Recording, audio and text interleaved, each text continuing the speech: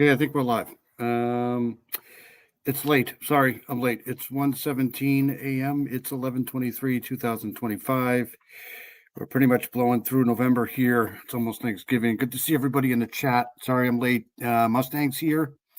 Hope everybody's well. Mustang's here. Paula's here. Good to see Paula. Good to see, let's see, hold on a second here. We got Miranda Lee's here. Hey, Miranda, good to see you. Hope you're well. I'll want to probably hope you have a restful Thanksgiving, get some time with your family. Me too. I think I get an extra day off this week, which is always good. Let's see here. Who else is here? Let's see here. We got Southern Gal's here. Hey, Southern Gal, good to see you. Brian Knows is here. Anthony France is here. Good to see Anthony France.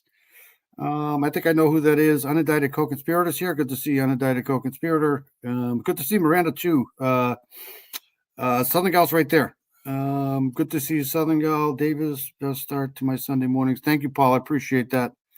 Look at this. Southern Gal's already in here posting everybody's chat. Awesome. Southern Gal's amazing. Let's see who else is in here. Like I said, I'm sorry I'm late. I just lost track of time here. Brian Knows is in here. Brian P. Knows, awesome channel over there.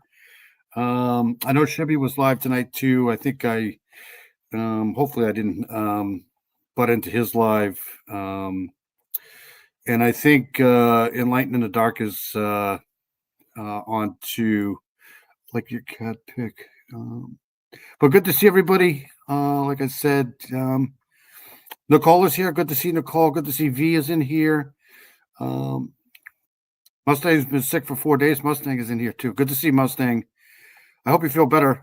A lot of shit going around, unfortunately. But Nicole Watson here. Southern Gal's in here. Southern Gal's amazing. Good to see Southern Gal. Gretchen is in here. I think that's Tracy right there. Good to see Tracy. I haven't seen Dee Dee around for a while. Chuck is in here. Good to see Chuck. All right, so let's get this ball rolling here. I want to go into obviously the true crime cases of the week. We got a lot of shit going on. A lot of shit with the Brian Walsh case over there in Massachusetts. A couple other things I want to get to, plus the missing person case of the week. So let me hold on a second. What the hell is going on here? Oops. All right, so let's hold on one second here.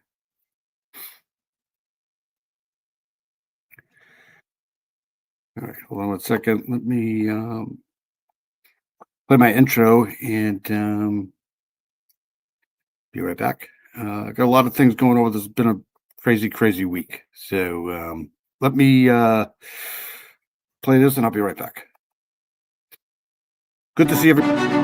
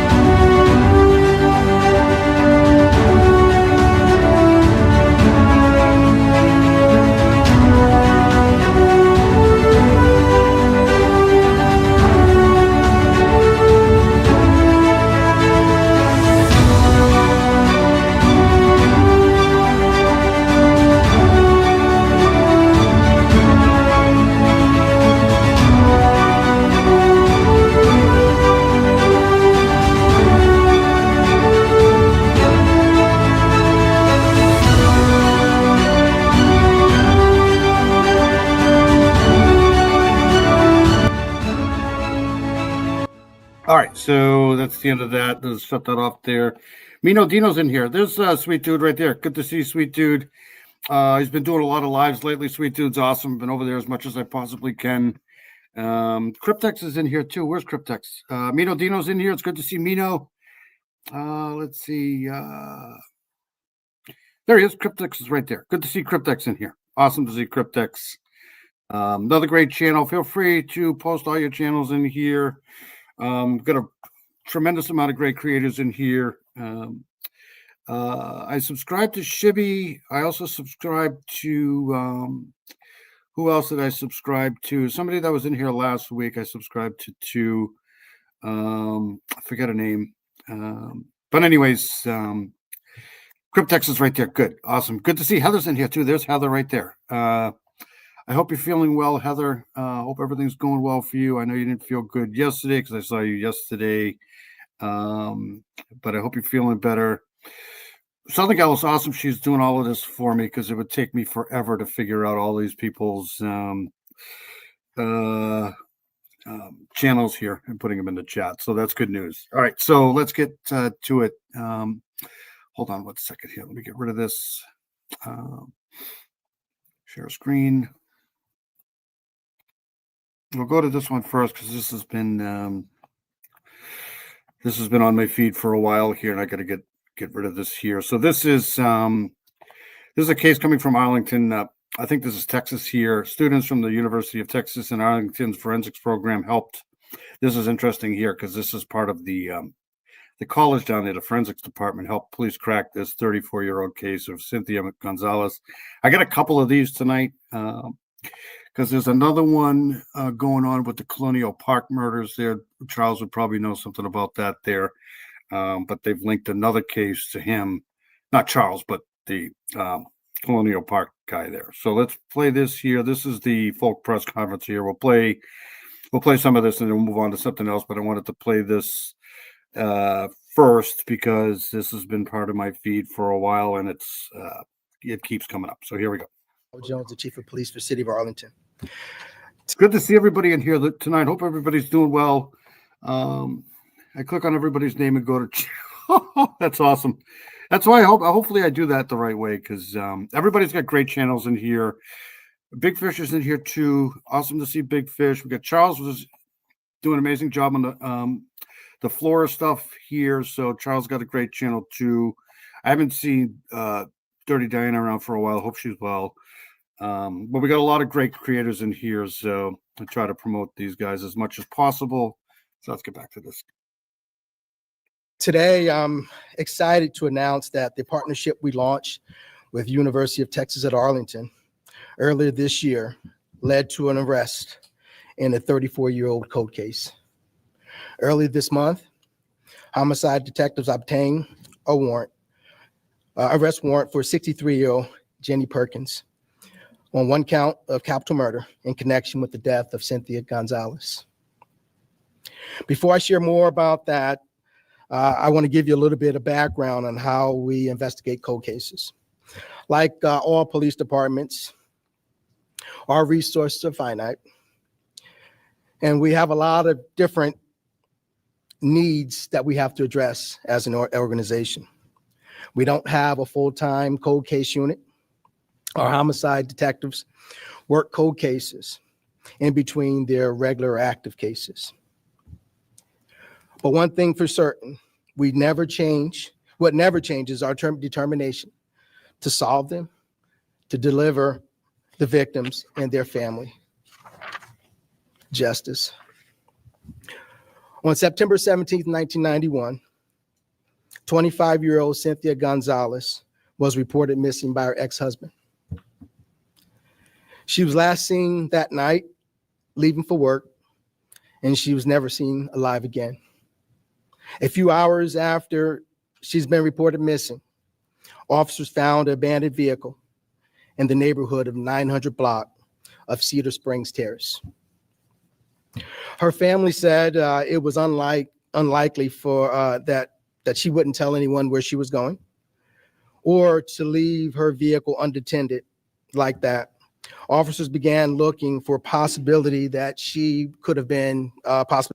Shibby's awesome. Shibby's been doing a great job doing the depositions in the Delphi case.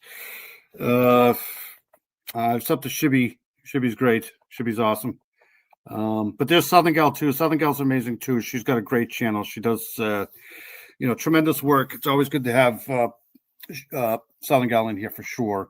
And there's Paula right there too. Paula does a great job. And I was able to catch part of Mustangs Live the other day too. So I think that was actually last week. But a lot of great creators in here. So all right, here we go. Kidnapped. On September 22nd, 1991, a property owner in Johnson County reported finding. And I think, I can't be wrong, but I think that Amy G hit 1,000 subscribers too this week. She was really close to last time I was over there. Well, so let's hope that happened because she's awesome. Finding the body of an unknown woman that was dumped on their land. The woman had been shot multiple times and was decomposing. Tragically, the medical examiner's office later confirmed through fingerprints that the victim was Miss Gonzalez. Through the years, detectives looked at multiple possible suspects and pursued every lead, but they were never able to actually make an arrest in the case. As I mentioned earlier this year, we launched a new partnership with UTA, giving select students an opportunity to review some code cases. One advantage of the program, the students can devote significant time and energy into these cases. The students were given Cynthia Gonzalez case this semester. Yeah, Brian's awesome too. Brian was over there a couple times, a couple weeks ago. I haven't been able to get on too many of the lives this week here because it's been fairly busy. This is like busy time for me this year here. But Brian P. Knows is awesome too. He's got 800 subs. Need to get him to 1,000 too. He does great work. That is a congratulations. It's hard to do. So awesome for that for sure. I forget who told me to go over there. I think it was Jenny 86753 that promoted your channel. So, hats off to her too. Jenny's awesome. Semester. Now I'll have Professor Edding come up and make some comments.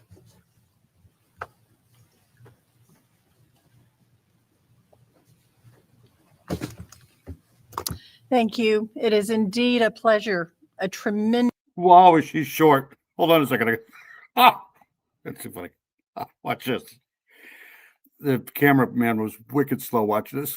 She's gonna be like 4 feet tall. I shouldn't laugh about that. It's not funny.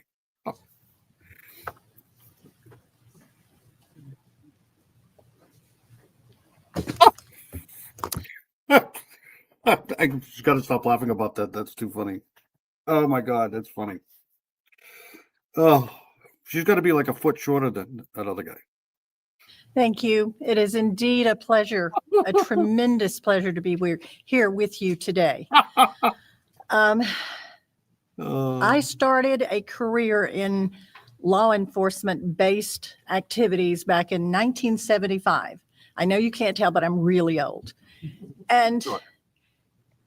This is basically a culmination of things that should be happening.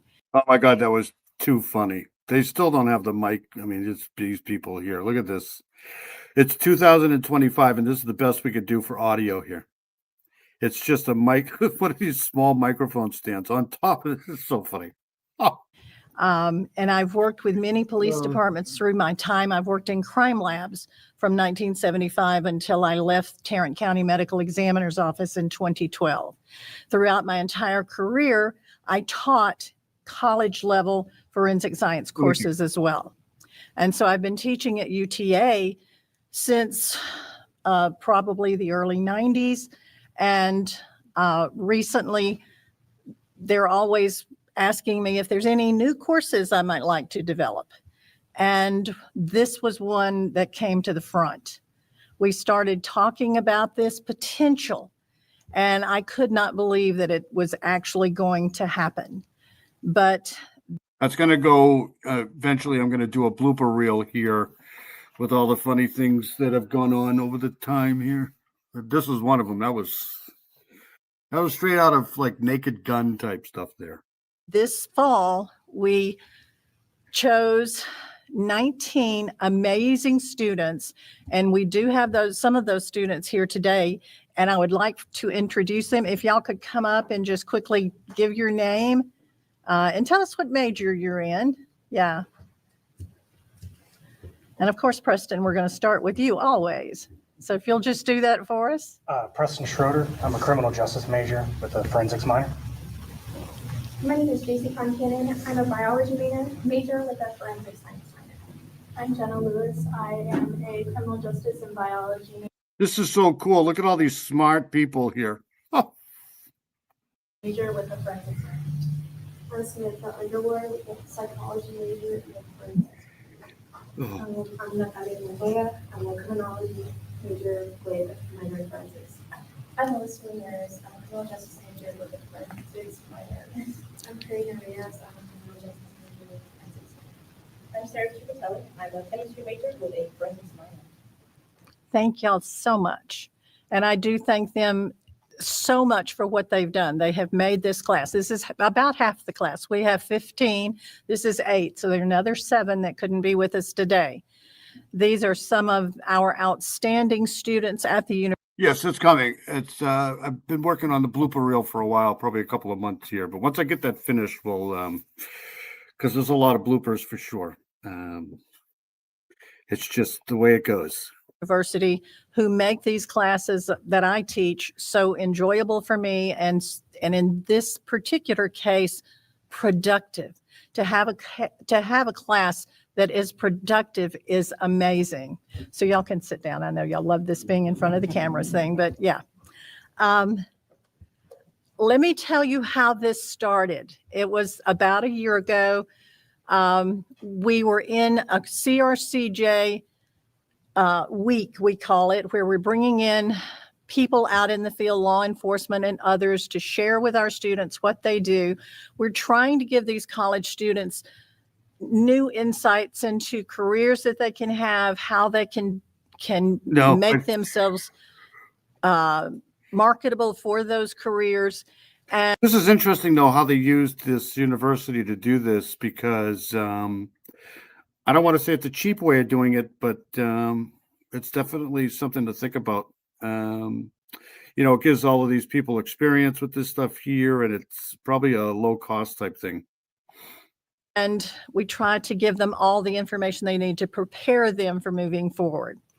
Well, when we had that, Sergeant Ritchie from the APD came over to do a presentation on a cold case. It was actually a case I had worked on many, many years old, because this was a really old cold case.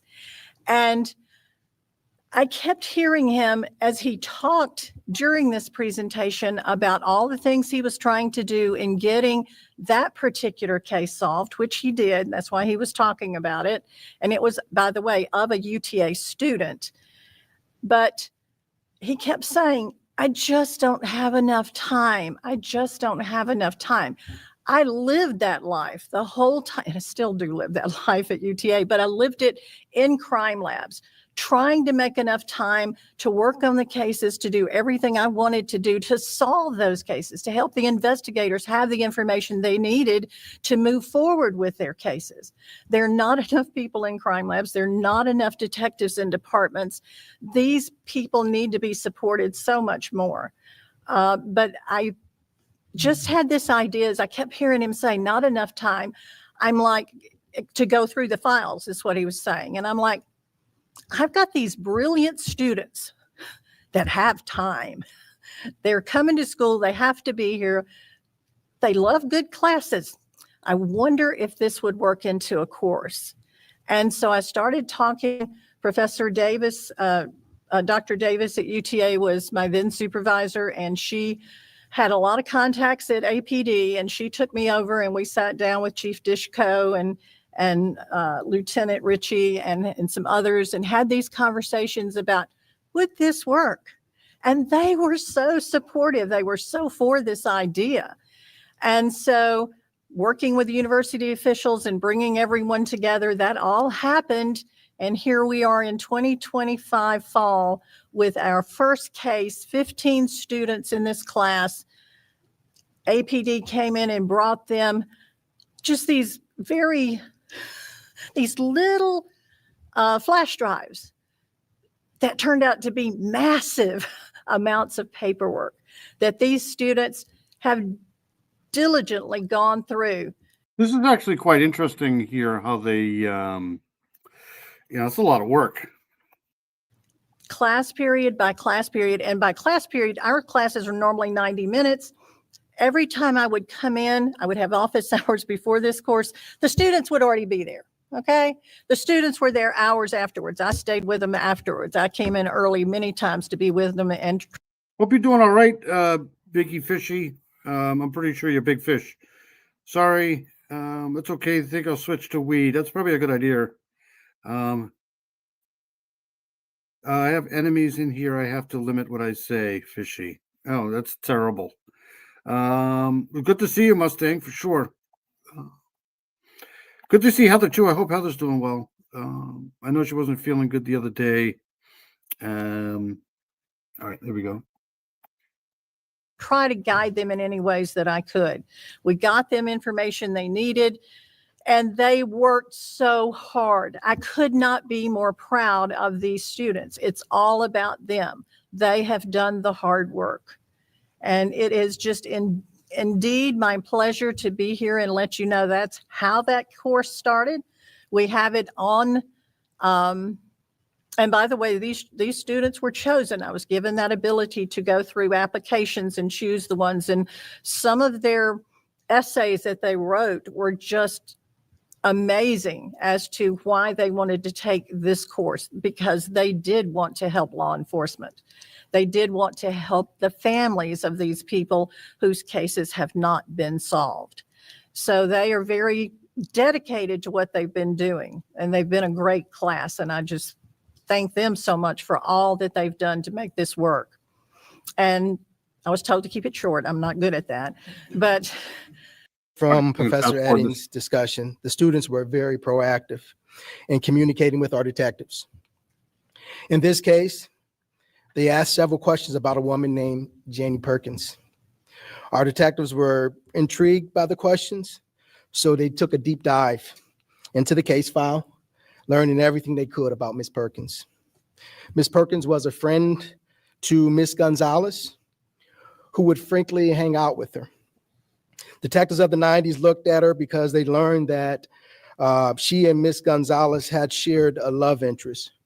Prior to the murder, the love interest told Miss Perkins he was calling things off with her to be with Miss Gonzalez. Miss Perkins could not provide an alibi for where she was that night Miss Gonzalez went missing. She had failed 2 polygraph tests when she was asked if she knew who killed Miss Gonzalez. She also made some disturbing statements to investigators, saying she was glad Miss Gonzalez was dead and that she had thought about killing her herself. Miss Perkins maintained that she was not involved in the murder, and the polygraph are not admissible in court, so she was never charged.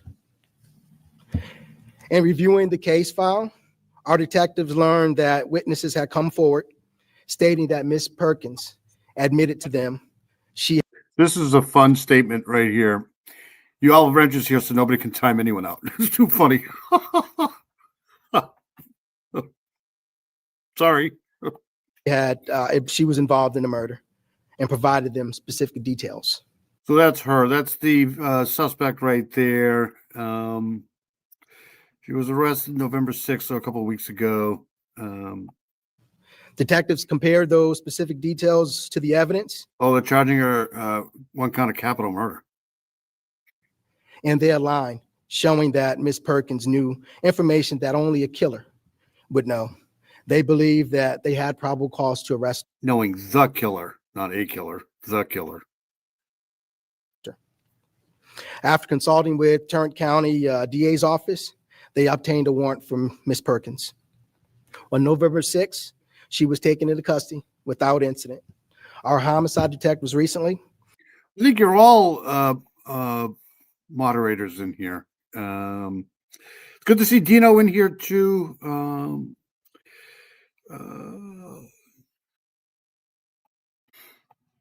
Attended Miss. I don't even think I know how to time anybody out. Professor Edding's class to deliver good news to the students. And we want to show you a clip of them and their reaction to the news. Professor Dean will make some remarks.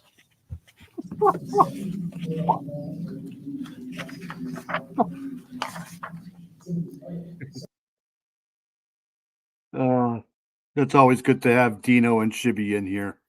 Don't do a Ron Logan on me. Yeah, that's fine for sure. The chat is the best thing about this whole thing. This is awesome.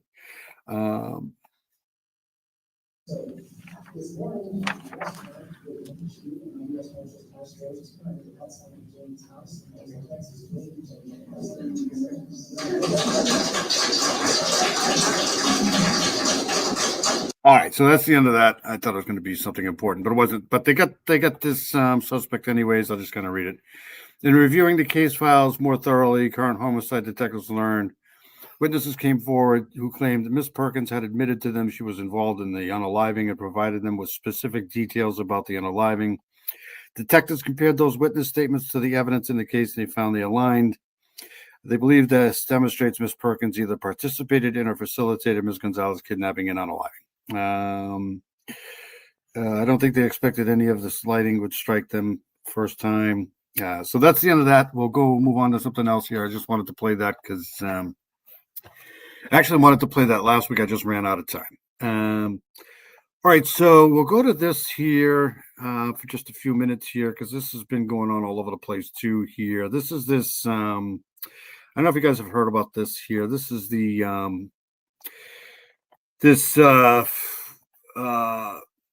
case with Holly Bobo. So here we go with this here. Hold on one second here. I think this is the right one. All right, hold on.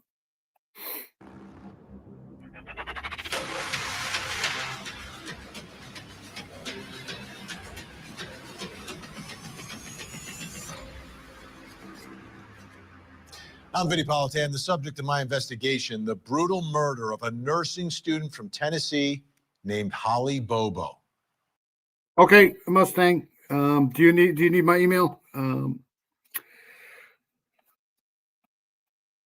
Her killer's been convicted, but he says there is new evidence proving his innocence. Here's the story. Holly Bobo was the kind of young woman people remembered. Soft. You guys remember this case? All right, so Vinnie Politan investigates convicted murderer Zachary Adams responsible for Holly Bobo's unaliving. He's seeking a new trial, claiming his innocence after witness recanted. So this has come up. This was done. I think this case actually came out yesterday, but this has been going on for a while. So this guy's asking for a new trial here. So let's see what happens. Spoken, devoted to her nursing studies, rooted deeply in faith and family in rural Tennessee. She left for school one April morning in 2011, dressed in pink, waving goodbye. Within minutes, she vanished. What followed were months of agonizing searches through woods, rivers, and back roads as a community refused to give up hope. But the discovery of her remains shattered that hope and ignited a hunt for answers. Prosecutors pointed to a Yes, that's right. Just no caps. Yeah, this is a weird thing here. So we'll see what happens. But this came up on my feed here, so I wanted to play this and get this out of the way. But this guy's asking for a new trial here. troubled man with a violent past building a case piece by piece. After years of twists, he was convicted of Holly's murder, yet questions linger about accomplices, motives, and whether every secret has truly been uncovered. Holly's absence still echoes across Tennessee, a reminder of innocence stolen and justice that never feels complete. All right, the bottom line, he's looking for a new trial, trying to get this conviction overturned. But we're going to take this whole program, this whole hour, to walk you through this case so we have a clear understanding of what has transpired from the trial to where we are now with this defendant attempting to get his conviction overturned. So let's go back. Let's go back in time to the original trial. Zach Adams is the defendant. Nick Barris from Scripps News Group has been on this story from day one in Tennessee. And he has a report here where he's taking us through the trial and the conviction of Zach Adams. Holly Bobo disappeared from her Decatur County home in 2011. Many wondered if her killer would ever be caught, much less convicted. 6 years later, Zach Adams. Everybody in here is awesome. You guys are all awesome. I don't, she's been, I don't know what's going on, so I can't, they solved that already. A group of guys did it. Which one?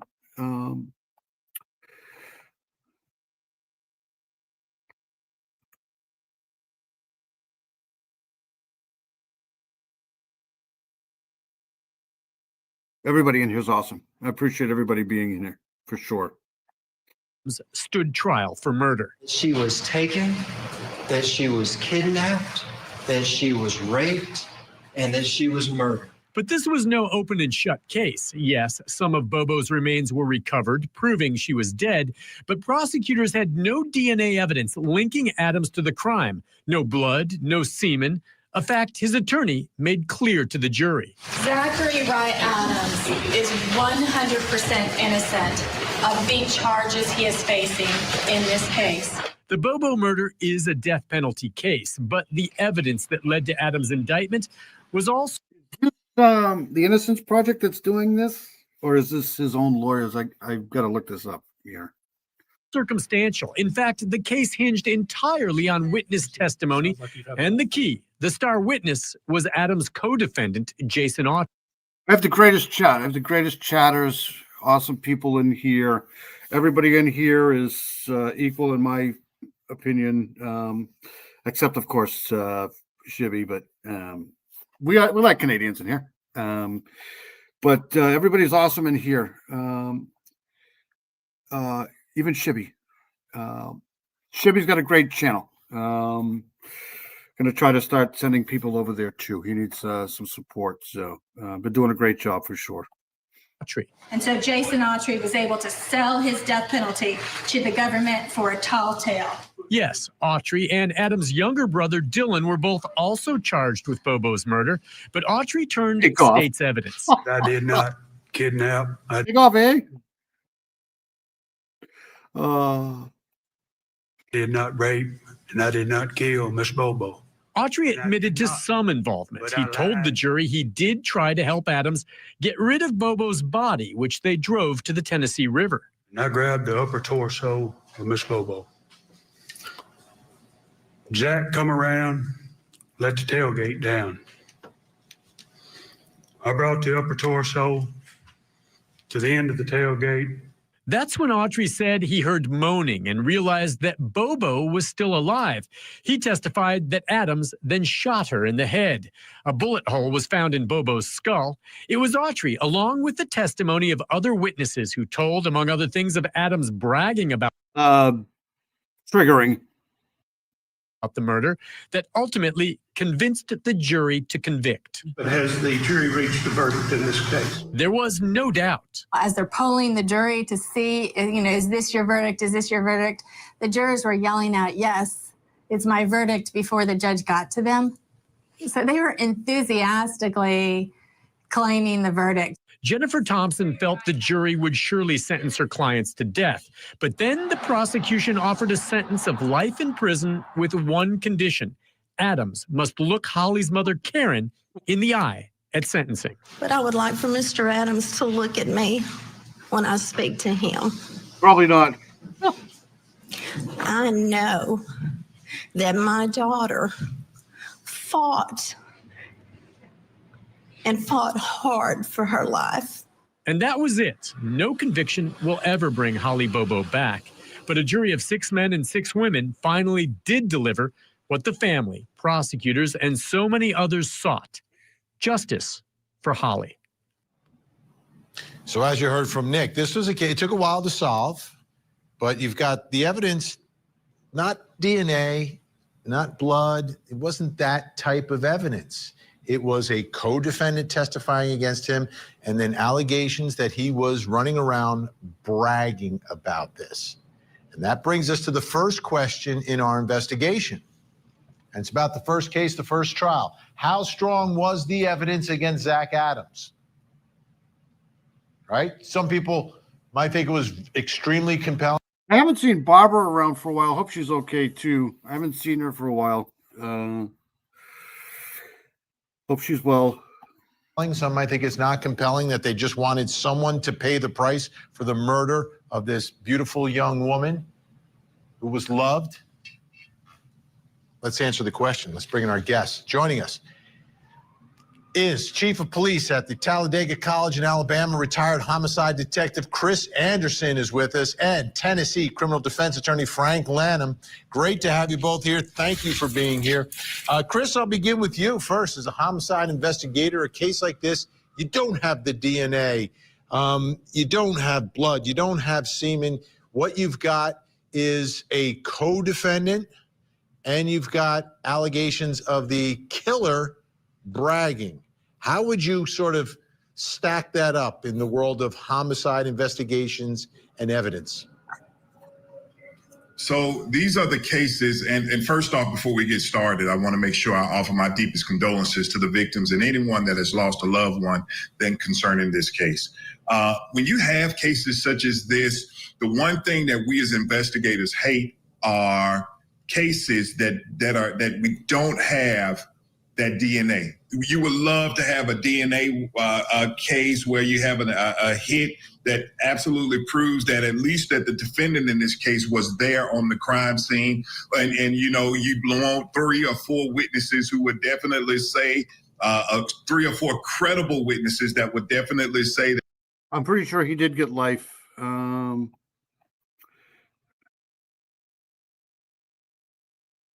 That, hey, this is the man that's responsible for this murder. I know it. I saw it.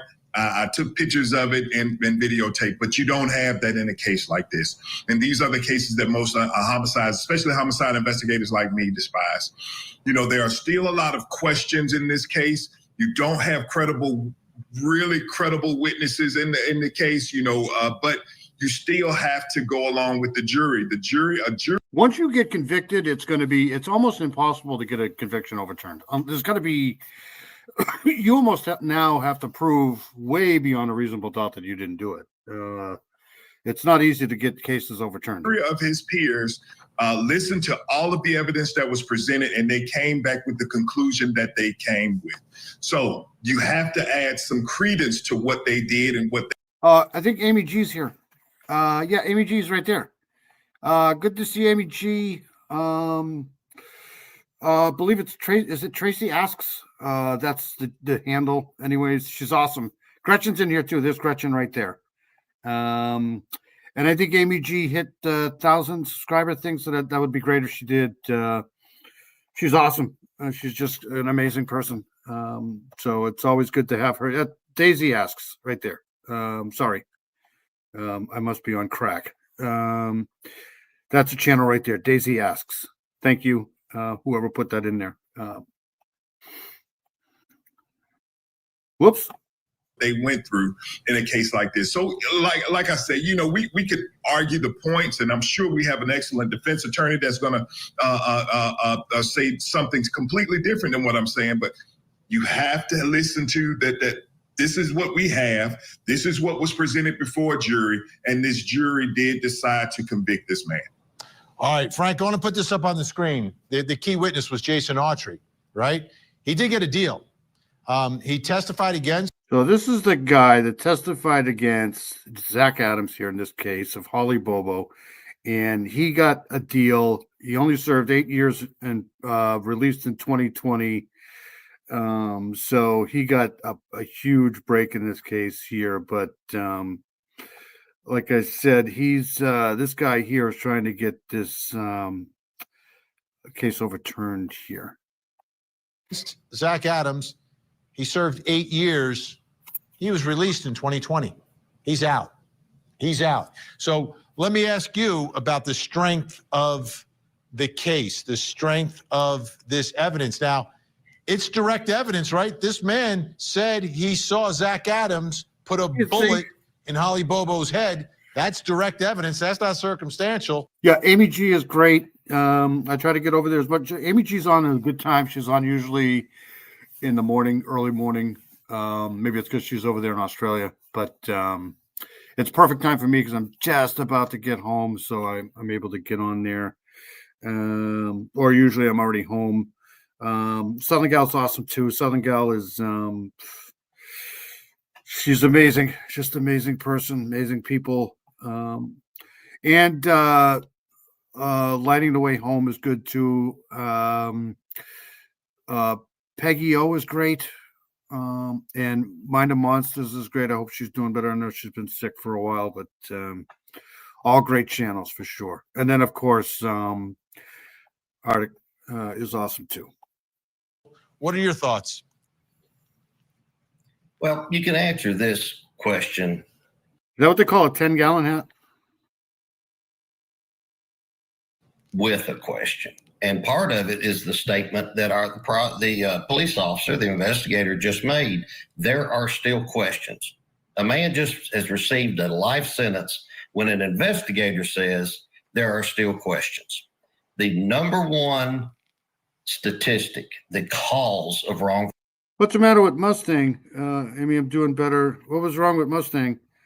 Various time, Paul. I do my lives usually Australian times, but it varies. That's not a hat, it's umbrella. For convictions is the very grounds for convictions in this case, which is eyewitness testimony. It is the number one reason people are wrongly convicted. Oh, you had that stomach virus? Yeah, that thing's bad. Hopefully nobody gets that. There's Southern Gal right there. Southern Gal's amazing. Yeah, Mind of Monsters is awesome. A 10-gallon hat for a 5-gallon hit. So that's the first flaw that shows you this is the most weak type of evidence. You could pretty much turn this hat upside down and drain a lake into it. Evidence. But secondly, which plays probably a more important role, is Tennessee has very specific laws. You cannot bribe people to testify. You cannot pay people money to testify. And we all know the reason why. The reason why is we don't want our system corrupted by bribery when people take the stand. But yet, the government can take a life sentence and say, your only route away from a life sentence is doing what we want. That is legal. I think these plea deals, man, I think they're just a joke. The government does it, but a $50 payoff is illegal.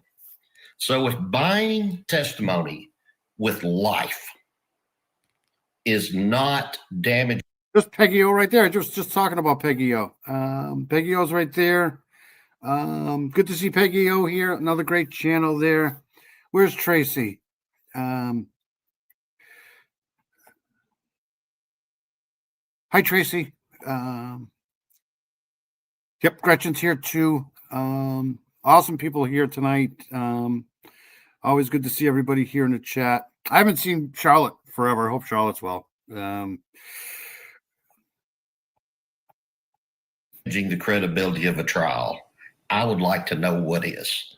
And that's what makes this case have the weakest type of evidence you can possibly have. Chris, we have about 30 seconds here. When you've got co-defendants, suspects, how do you know which one to believe?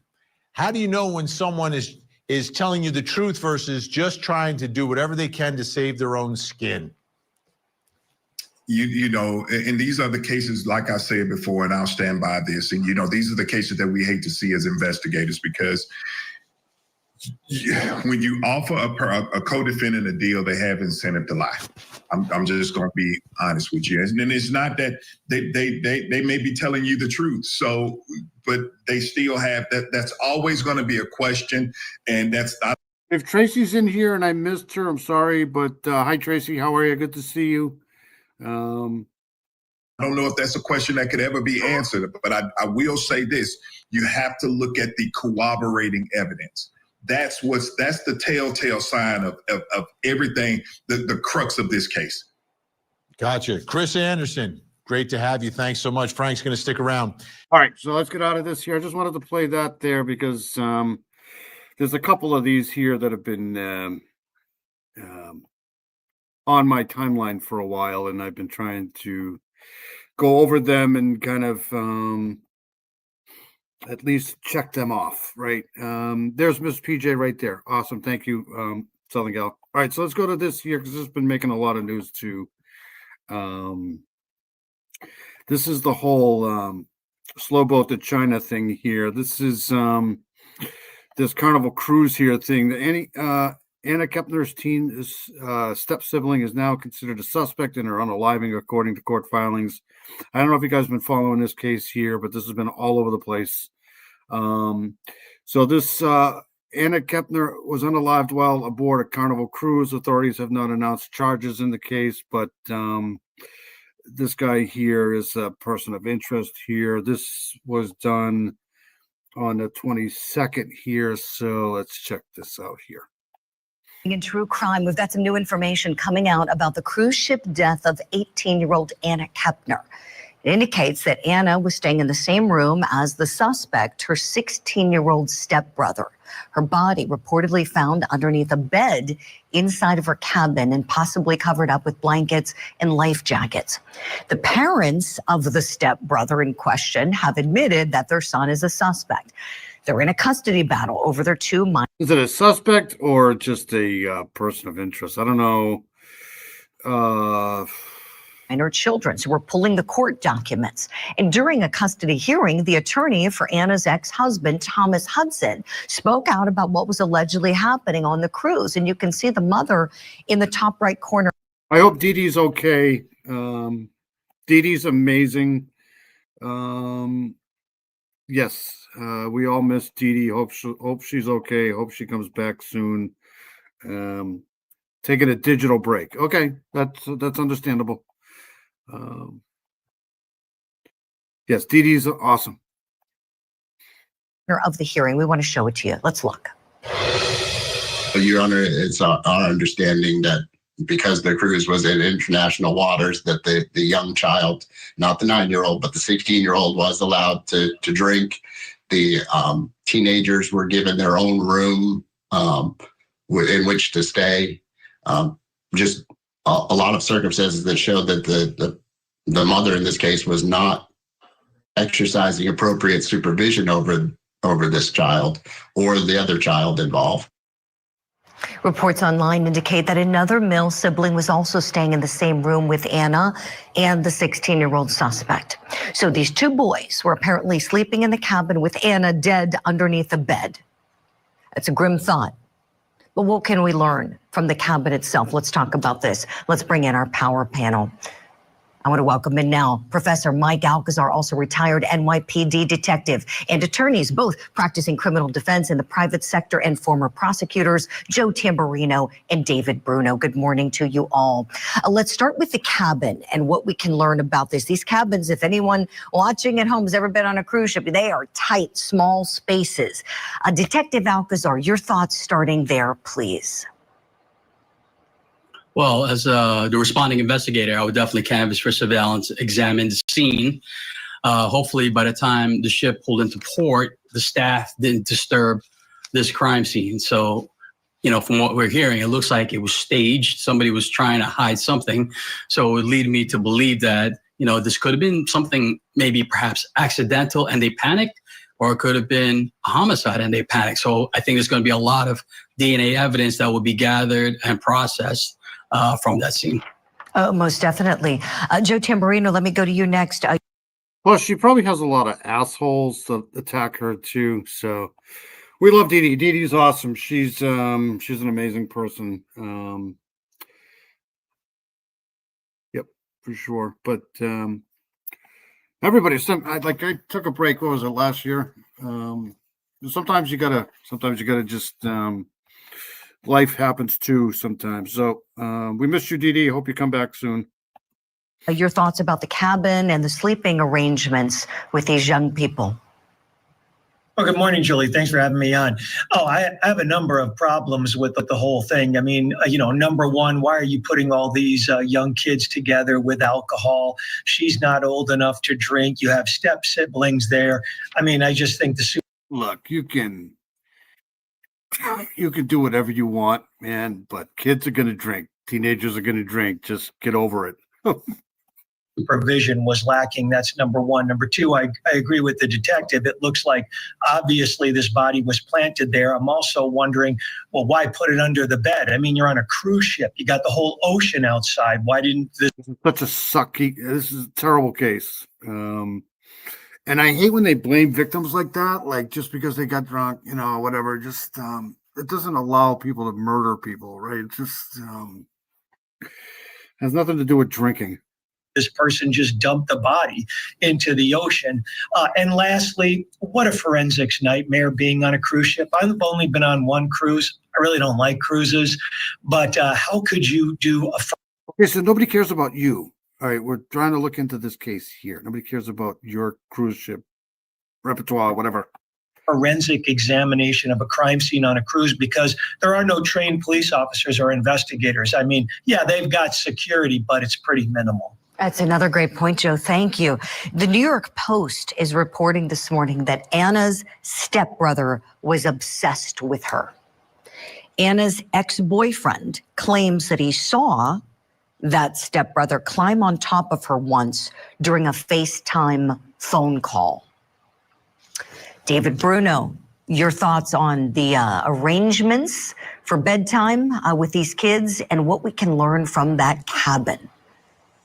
Well, I'll tell you what, we're not learning anything from the FBI, that's for sure. I was on last week and we were playing a statement from the biological father of Anna, still in the dark. And I wonder if that's changed at all. But what we're learning now, I mean, look at that first piece that we played. This is coming from the custody battle of Anna's father's new wife, right? The new wife's got that stepson in the cabin right there.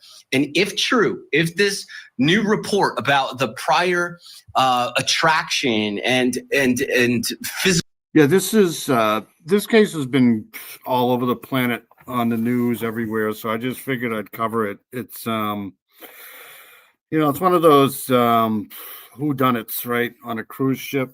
There's been, in my lifetime, there's been at least 4 or 5 that have, been like this here, but this is a strange, creepy case. You're on a cruise ship to have fun, right? This is terrible. Physical touching and things like that. If that's true, wow, what concern I have about even putting them together. Also, we are 14 days from her death. How in the world are we still asking these questions if that evidence is true, that they have her body and that there's prior incidents involving this 16-year-old? Yeah, I think had the vomit, then felt totally normal after. Thank you. Do you have the stomach bug? There's a stomach bug going around. Hopefully nobody gets that. It's terrible. But I hope you feel better, Heather, for sure. Just got home from a concert. Who'd you see? I don't know what's taking so long to come to a decision. Yeah, this is really upsetting stuff. So Anna's biological mother, who, remember, she's not on this cruise adventure. Her biological mother spoke to WESH TV in Orlando about her daughter's death. Let's take a listen. She always wanted to make people laugh. She loved the water. We were constantly going to the lake here where I live. So I'll be honest with you. I don't know too much about this case. I just know that it's been all over, plastered all over the media.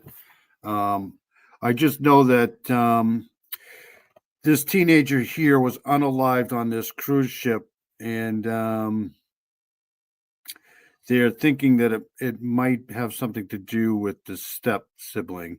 I don't know.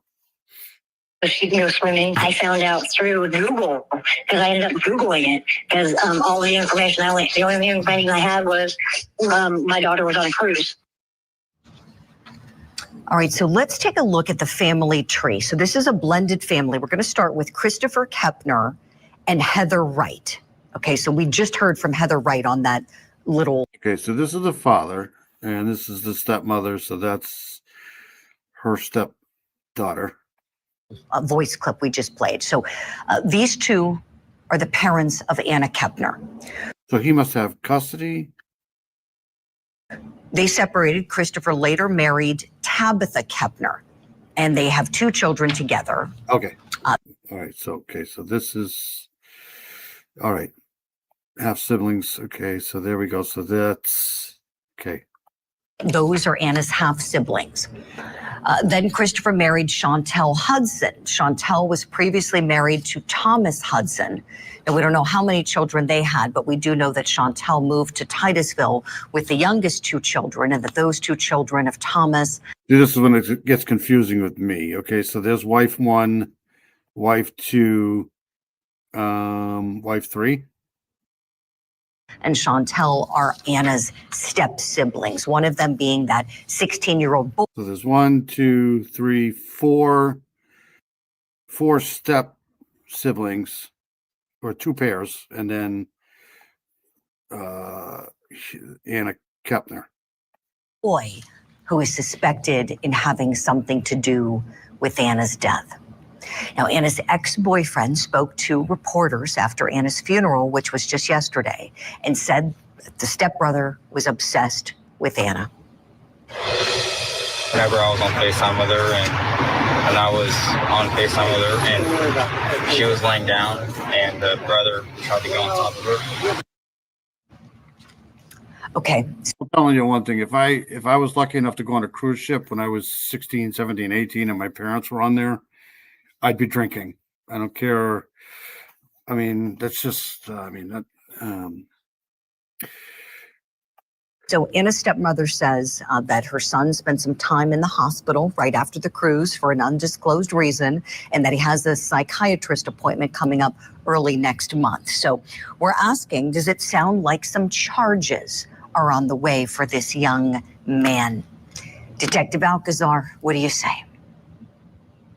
Oh, yeah, it's definitely a possibility. Again, depending on what the DNA evidence reveals, did Anna have any kind of like defensive wounds that they can, attach to this suspect?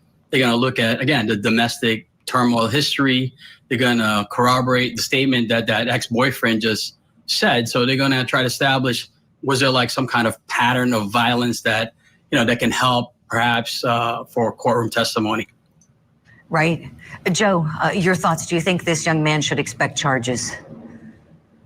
Wow. Likely, I would say, sure. I mean, because of the whole situation. But again, it's a forensic nightmare. I mean, where are the videos in this boat? I mean, when you have a ship at sea, you're in international waters.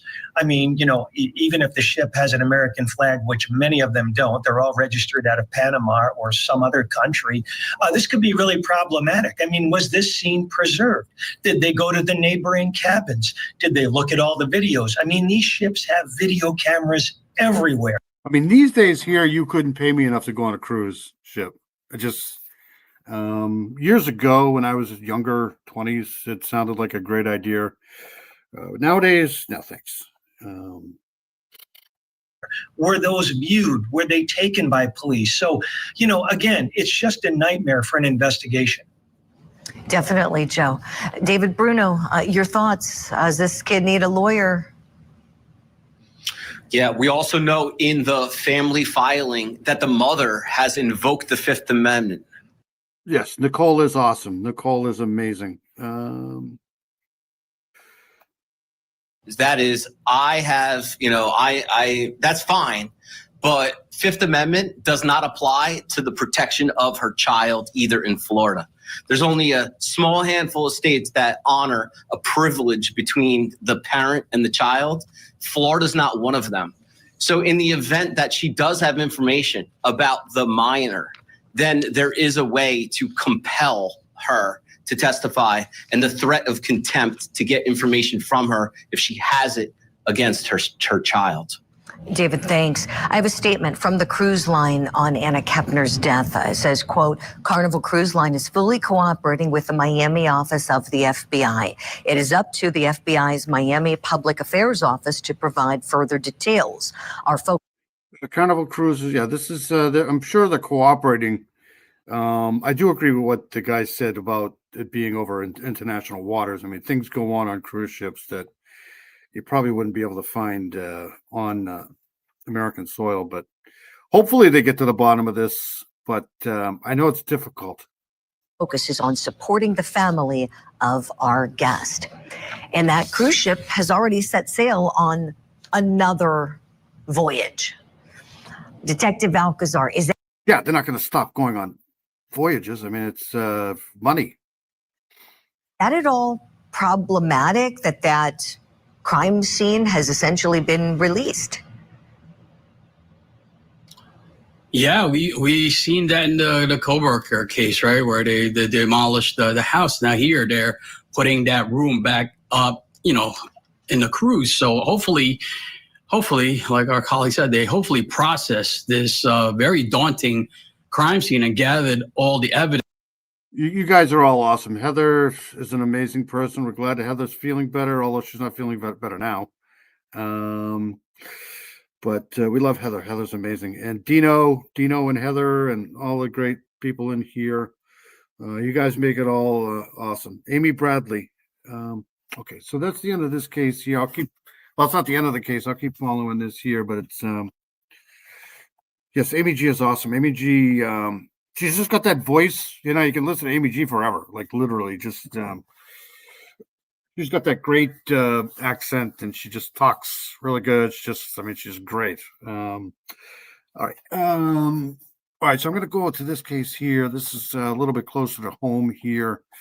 And I've been following this case here forever. And I'm glad, that this is starting to get a little bit of a spotlight here.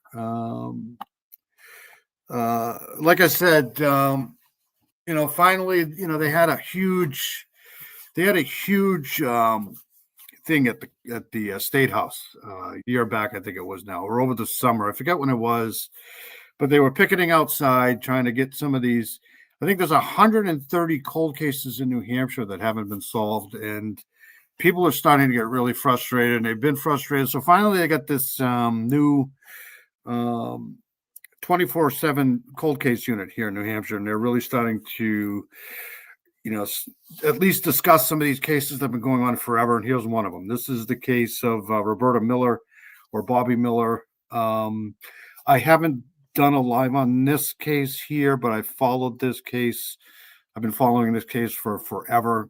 So they had a press conference a couple of weeks ago here, and I missed this press conference. But this is I'm not going to listen to the whole thing, but I just want to go over this cold case here for a few minutes here. This is family members, investigators discuss the unsolved 2010 homicide of Roberta or Bobbie Miller. And I got the stuff pulled up here. So here we go. And an autopsy determined that she died of gunshot wounds, multiple gunshot wounds. Her homicide was ruled a murder, and investigators found that Miss Miller's dog. This is a case straight out of Compton. This is a bizarro case right here. Yellow Labrador Retriever named Sport, was also shot multiple times and killed, underscoring the brutality of this heinous crime. Ms. Miller's case remains an active and ongoing homicide investigation, and while it is on the New Hampshire Cold Case Unit's list of unsolved murders, it being a cold case does not mean that it's a closed case. It's actively being worked by some of the best detectives in our state. The unit is particularly interested in hearing from anyone who may have seen or spoken to Bobbie Miller between the hours of 4 p.m. on Sunday, October 30th. Peggy O's awesome too. Peggy O, like I said, I try to get over to you guys all the time as much as I possibly can. It's been this is like the busy time of the year for me, so I'm driving around all over God's creation, trying to avoid deer and all of this stuff here. So, and I got a new cell phone carrier, so the service I used to get last year, I don't. There's a couple of dead spots, especially up and through, the hill country of New Hampshire. So, but I'm trying to get over there for you guys to hear you guys. But Peggy O's amazing. I try to get over there as much as possible. I know Enlighten in the Dark, I think, is live now too. I hope I'm not butting into her live here, but she's awesome. All right, so here we go. 1st, 2010, and 5 p.m. on Monday, November 1st, 2010. Even the smallest detail may help solve this cold case. So we urge anyone with information on Bobbie Miller or the events surrounding her brutal murder to come forward and provide that information and those details. This poor, the daughter, like you'll see her in a minute here, but this case here is one of those cases that really, really makes me angry. I mean, I feel so bad for the daughter. It's just awful. Details to investigators. I want to note that Ms. Miller's family has independently offered a reward of up to $56,000 for information leading to the arrest and prosecution of the person or persons responsible for her. Yeah, to me, that's the biggest thing in this case here is the dog, right? The dog is strange. Why unalive the dog? I think that if you solve that, you've solved the case. Just my opinion. Murder. As the 15th anniversary of Roberta Bobbie Miller's death is observed, her family continues to hope for answers. Many of them are here today to address you and speak to you on behalf of the family. They've offered new photos, never before seen photos of Bobbie Miller that coincide with this anniversary. I want to note that the passage of time has not changed our resolve on the cold case unit to solve this crime. Roberta Bobbie Miller's family has lived for 15 years without justice, without the answer. So I'm going to try to plan a trip over there to the Lakes region, Guilford. I've been over there thousands of times, but I'm going to take the phone with me this time here, and I'm not going to dox the people, but I'm going to go over to the area where she was unalived and get a kind of, map it out with, and then I'll pull it up and we'll go through it at some point. But the area over there is just like any other neighborhood in New Hampshire. It's just perfect, really. I don't know. It's I don't think it was a robbery. That they deserve. We know someone else. Might have been a robbery. I mean, I can't say I don't think it was a robbery. It could have been a robbery, but I don't think it was like a robbery, like, hood robbery. But I have my opinions on this case. But once I get over there, I'll out there has those answers and has information that can help us bring justice to Bobbie Miller's family and to give her the peace, her and her loved ones, the peace that they deserve.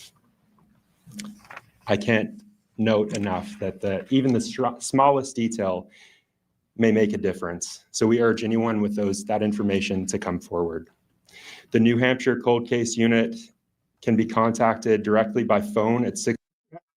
I don't think they've ever come out and released what was done first, the dog or the victim. I mean, they're both victims, but whether it was Bobbie or the dog first, or, 9 times out of 10, you probably get rid of the dog so you don't have the barking. But it's just really awful. 603-271-2663, or by email, or by visiting the Department of Justice website and leaving a tip.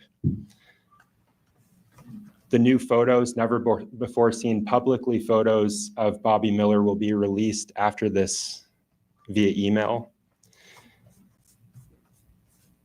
And I will be standing by after the family has the opportunity to address the press and answer questions, on behalf of the cold case unit. So I'll be available.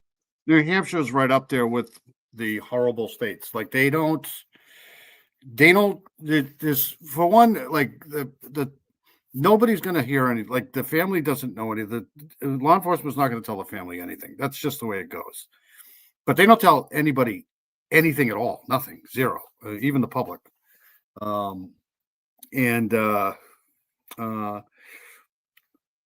It would be one thing if they were doing a good job with some of these cold cases, but they haven't solved anything ever. I mean, it's terrible here for sure. Available after the family has addressed you and you've heard from them. I want to introduce you to Bobbie's daughter, Jennifer Miller, who's flown in from California to be here and speak on behalf of the family today. This poor woman, you're just awful.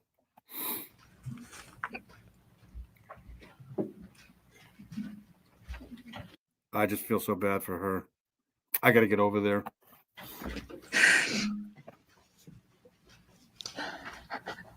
Take your time.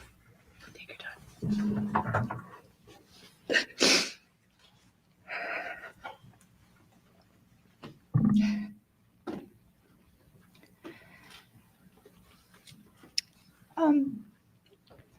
Yeah, I think I'm just here to talk a little bit about my mom. And Okay, so let's hold on a second here. Get a map of the. I just pulled up the map here. Hold on a second here. What the hell am I doing? Hold on a second. All right, so this is Country Club Road here. She just moved here. She had just moved here, so it wasn't like she was here forever. She's basically from she was from Wolfboro. She lived in Wolfboro forever. But hold on a second here. Let me try to back out of this here. So so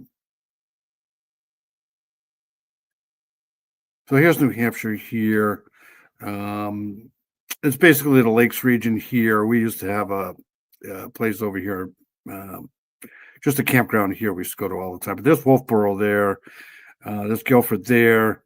And this is the neighborhood here.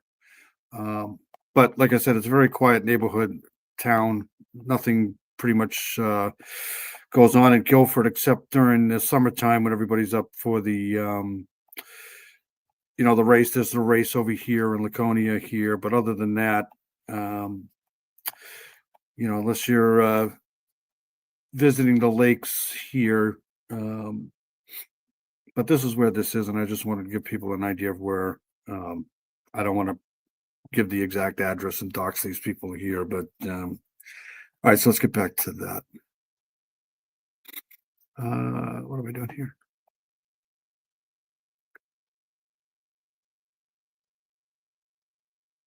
The poor woman here. This is her daughter here. The son, her brother here, was actually questioned quite a bit. I guess looking for those extra bits that people might have that might give us something to go on. But my mom was the person whose house was always open to any of my friends, who was always the person who gave them all the snacks they shouldn't have that their moms wouldn't let them have. I think we always, I don't know, a lot of fortunate people, say they have the best mom, but my mom shouldn't have been taken from us. And we still need her. But I think I was looking through some emails and text from her too, and one of the things that always made me laugh, and I don't know if other moms do this too, but she always signed her text and emails, "Love Mom," capital MOM. And I always used to make fun of her for shouting at me in her email and text, but it was always "Love Mom," and that's what I would love to see again. They said they would send out some pictures too, but I brought some of my mom hiking She was actually quite young. I think this was before, early on when we were kids. We weren't here, but she was hiking Mount Major, and she had recently moved to Guilford and started hiking this almost weekly. And then one of my favorite pictures of me and my mom when we were little. And this was the last time I got to see my mom, which is about 2 months before she died. But we went to Lake Placid to see a friend compete in an Ironman. And we got to see all the Olympic Village together. But they said they would send some pictures too. But I don't know if anyone had questions they wanted to ask. If there's anything else, I can continue telling stories about my mom, and I can entertain you for hours. I can fill empty silence. Jennifer, did she have anybody that she feared? She was definitely going through a lot with our family. Hold on a second here. Yeah, I just feel terrible for her. So this is Mount Major here. More like a rolling hill, but this is part of the Lakes region here. And she used to climb up here on Mount Major here with her dog. And the dog that she had was a stray, and she adopted the dog. So that she used to go up here all the time. But this is Mount Major here. So let's see here. So yeah, this is the area here. And like I said, unless you're in the summertime here, it's pretty dead during the winter time, unless you're leaf peeping in the fall here. But this is, I believe this is looking south. I can't be sure. But anyways, let's go back to this here. Let's see here.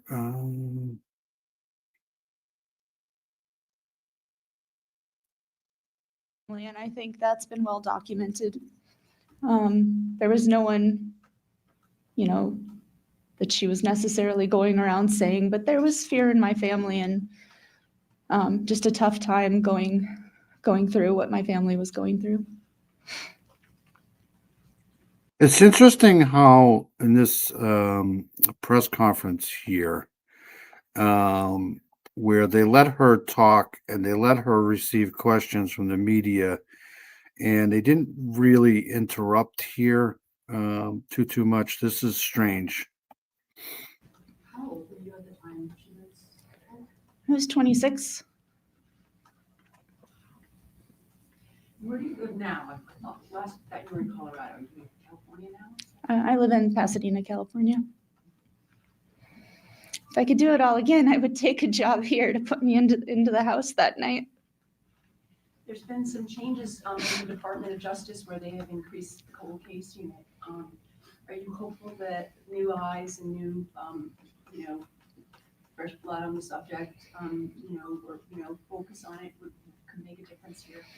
I'm definitely hoping that new eyes looking at the case see something different, or new technology nowadays. I don't know how well we can go back 15 years, but going back to look at it, we're definitely hopeful, and are definitely hopeful time has passed or someone has thought of something.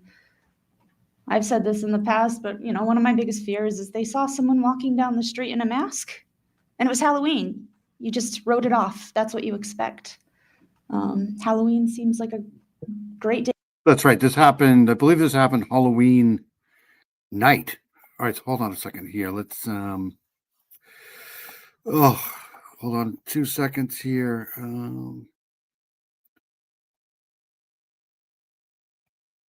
Okay, so this is basically a transcript here.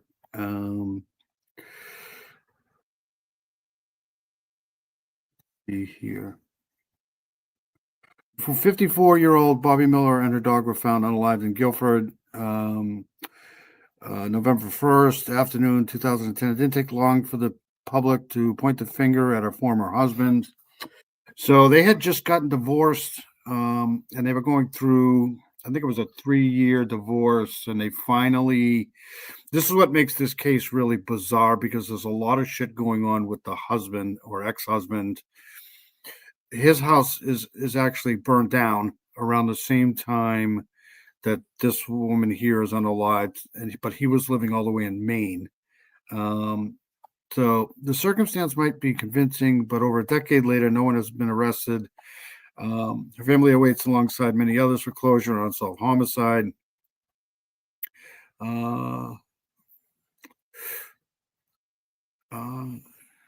Let's see if I can get to. It was a bit of a divorce. They were pretty well off financially, and of course, that just causes problems when you're trying to split things up. Tumultuous multi-year process, but the final divorce decree in August of 2010 was like a reset button for Bobbie. They had been divorced for a couple of months. It seemed to be moving on pretty well. She had moved out of the house that they had lived in, that they were selling. The house was for sale, but she had bought a new home in Guilford and was settling in. So this is a new house that they were settling. She was settling into. Seemed to be very happy there. Was ready to move on.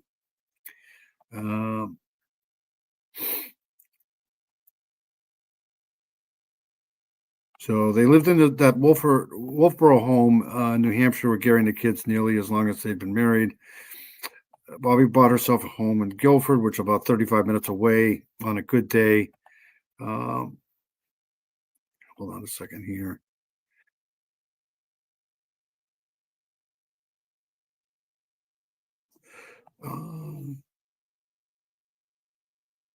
Okay, so this is the union leader. Bobbie was last seen the day buying building supplies. So she was last seen buying building supplies, I believe, at a Lowe's in was it Laconia or Tilton, somewhere around there. But Bobbie would never get that chance because she was planning on building some window boxes or something like that. She was at the hardware store, and then she hold on a second here.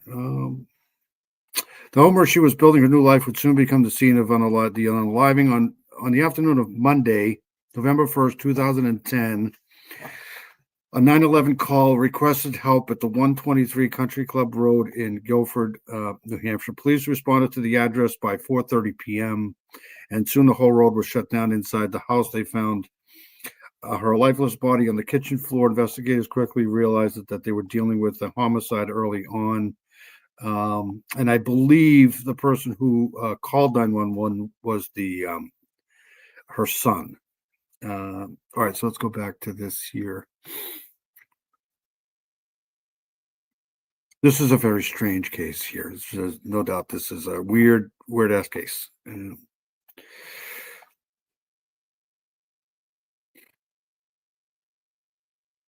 Day to commit a crime. But yeah. Can you share a little bit about kind of how you still find connections with your mom these years later? I definitely tell a lot of stories about her. I think a lot of my friends are afraid to ask. Sometimes you get this reaction, sometimes you don't. But telling the stories, and we drove cross country a bunch of times, so every time I repeat some of the things I used to do with her, that's See, the problem I have with this case here is you got a husband, you got an ex-husband, they're going through a bit of divorce. So 7 times out of 10, if there's a domestic like this, it's usually somebody close, right? Usually somebody close, either a husband, boyfriend, somebody in the family. Usually there's some evidence for that, usually in most cases here. But why the dog? The dog is what stops me from that, unless there's some sort of a staging going on where if you get rid of the dog, then I got to look somewhere else. It's just the dog to me in this case here is really strange, because why would you do that other than to maybe shut the dog up from barking? Maybe somebody was waiting for her to come home, so they had to unalive the dog first so that the dog wouldn't bark when she was coming in at home. It's just why the dog? I don't think a hitman would do that. I don't think that's I don't think that's a thing. Why would you do that? If you're a hit person, unless you're a hit person that's not very well experienced, maybe something went wrong. I don't know. The dog to me is weird. Definitely a way to find the connection, but certainly anytime I'm sick or something happens, I always wish my mom was there with me. You haven't come forward before. Is something different now? Can you tell me a little bit about that? It's more that, I will be honest of, you do see in a lot of news, a lot happened with my family. You get scared to say the wrong thing, that no matter what you say is the wrong thing, even when you try to say the right thing. I've been criticized in the past for smiling or laughing when I tell a story that came off wrong, but it's me remembering how great my mom was. So that's a big reason I don't come forward a lot, is honestly, I'm scared to say the wrong thing. I don't blame her. It's so easy to throw jabs at people for how they act during a certain situation, and you just don't know how you're going to act in a certain situation until you're in that certain situation. And that's why a lot of these people don't come forward, is because they get they get looked at through like a magnifying glass every time they do come forward. So I don't blame her for not. But just the difference now is if anything can help, I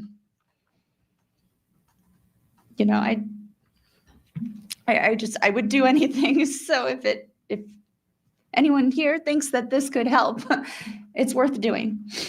But I think the other reason for me too is, and this is another one of those cases where, they didn't really do much for a good year or so. Guilford is not like the most populated place in the world, so the police departments don't have the resources that our bigger cities would. But there's no excuse, in my opinion. These people here, they claim a lot, but they just don't. They're not that good. But now, finally, they have some sort of a cold case unit here, so hopefully things can get resolved here in some of these cases too. It's just they don't solve anything here in New Hampshire at all. I know what's out there. I know what's said online too. I know a lot of people look at my own family, and so it took Mara Murray took the Mara Murray case just as long, if not longer, to get some sort of answers case here. They just refuse. They refuse to let the FBI into the case because they're just, stuck on themselves. They don't want to be wrong. It's a whole ego thing for sure. For me, it's not about me, but I lose my entire family in this. So a lot of it's hard to talk about, since it's more than my mom that we talk about here. What would it mean for you to have an answer or resolution about what happened? I think I could maybe stop crying every Halloween. I just, that idea that you can actually move on. Every conversation with a family member is a whodunit. There's no normal conversation in the family anymore. You always have to talk about this, and I love talking about it. It keeps it alive. It keeps her memory alive. It keeps the case alive, but it certainly doesn't allow you to move on with your life. Find the justice for her that she deserves, and just answer that question of why. There's really no reason. And I'll never bother these people. I do my own work kind of on the side here with these cases here, but I'll never bother these people at all. It's got to be tough. That she shouldn't be alive today. Had you ever been in that house before? She had just moved there, right? She had just moved there. I hadn't. I had tickets home for Thanksgiving. And that would have been my first time. She said there was a bedroom all set up for me. I found Christmas gifts in there when I cleaned it out. You also find all the gifts that maybe she didn't like that were modified from you. But I had not been in the house yet, so for me, that's being in the house the first time after walking in after the police were in was as a vision in my head I will never forget.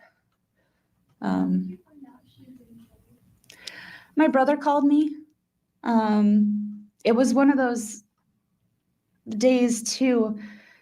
I had called my mother in the morning and she hadn't called me back.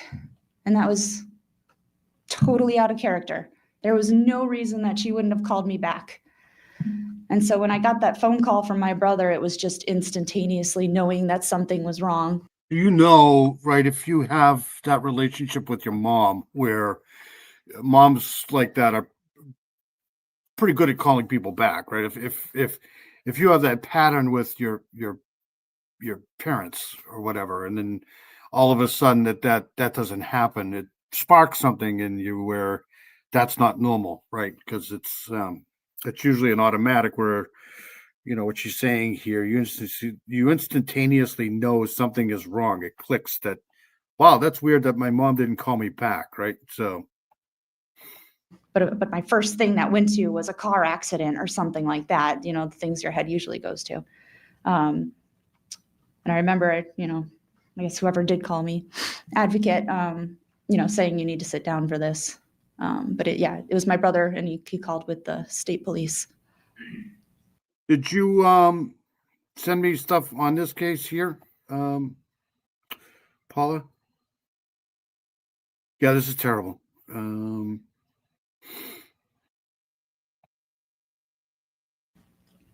a little bit about the dog.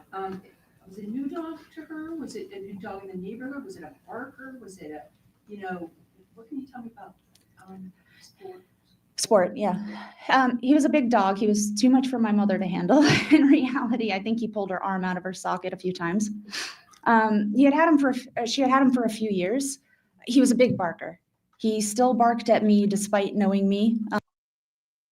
He was a big barker. He still barked at me despite knowing me. So that's strange. Like that's kind of weird, right? Like that's possibly one of the reasons why the dog had to go. Because if it's, you know, say for instance, somebody's waiting there for her to come home or inside the house, and the dog's barking incessantly, you get rid of the dog so that it doesn't cause a panic because you're trying to. I mean, I'm just saying that'd be one reason, right? A second here. You know, I of course wasn't there every day, but he did still bark. I've gone over that in my head a million times. I do think it's likely he barked at someone, whether he knew them or not, but that's definitely a sticking point for me that I go over and over again is what can I glint out of that aspect of the case? But he was a barker. Was he really protective of her? Or not? He was relatively protective, but he was sort of a big, goofy dog. So I don't think he would have attacked. You never know, especially you never know with dogs how they're going to react. Like we got a sofa delivered here last week. I have a long-haired shepherd. He's 3, and then I have the boxer here, and they just would not shut up. I mean, they just would not. Both of them. I mean, you couldn't hear anything in here. They were barking, you know, when the guys came to bring the sofa in. So you just don't know how dogs are going to react in certain situations. Sometimes it all depends on if my daughters are home. Like they're a little bit more protective if they're home than if it's just me here. So sometimes you don't know how dogs are going to actually react to the cats here. Just they're gone. Like if he comes in here, you can't find a cat. Attacked anyone, but he would have, you know, been there next to her. Had she spoken to you at all about, you know, I know the neighborhood has got like a golf course on the other side, right? So you got neighbors, both sides down the road. Yeah, we're going to be going over the Brian Walsh case next, Paula, because that's an interesting case too, for sure. Only 2 rules for my 84-year-old mom: if you cross state lines, notify me or my sister. No ladders at more than 3 steps. Has Sofa King annoying. That's fucking classic. I actually believe that the mother to what the Jennifer here's actually the mother to Bobbie Miller is still alive. I think she's 95. Had she said anything about the neighbors, whether there was any interactions with them that was negative? No, I don't think she had met them all that much. Yeah, because I think she had lived there 2 months about. So no, there was nothing about negative interaction, nothing about negative interaction in Guilford. Why did she move to Guilford? She moved to separate herself from Wolfboro. We owned a business there. We had grown up there. Anyone from around here, right, knows every community is a pretty tight-knit community. She certainly wanted to separate herself there, and So you got to think, right? It's Halloween night, right? So that she's going to be home. So it's almost like the perfect type of night to do something like this here, because she's going to be home at a certain time. It's going to be dark. Just saying. Moving to Guilford put her closer to my brother as well. She was going to business school, right? Mhm. Was it closer for her to go to that school in Guilford, or was it online? Tell me a little bit about. She was going up to North Conway, so it was not closer, but a lot of it was done online, submitting homework, things like that. So some of it was done online, some of it was driving in person. It sounds like she's in a little bit of a period of transition, having just moved and adjusting to the community in North Conway. Can you share a little bit about what some of her hopes were for that next chapter of her life, like being in town and everything? I think they asked some really good questions in this press conference here.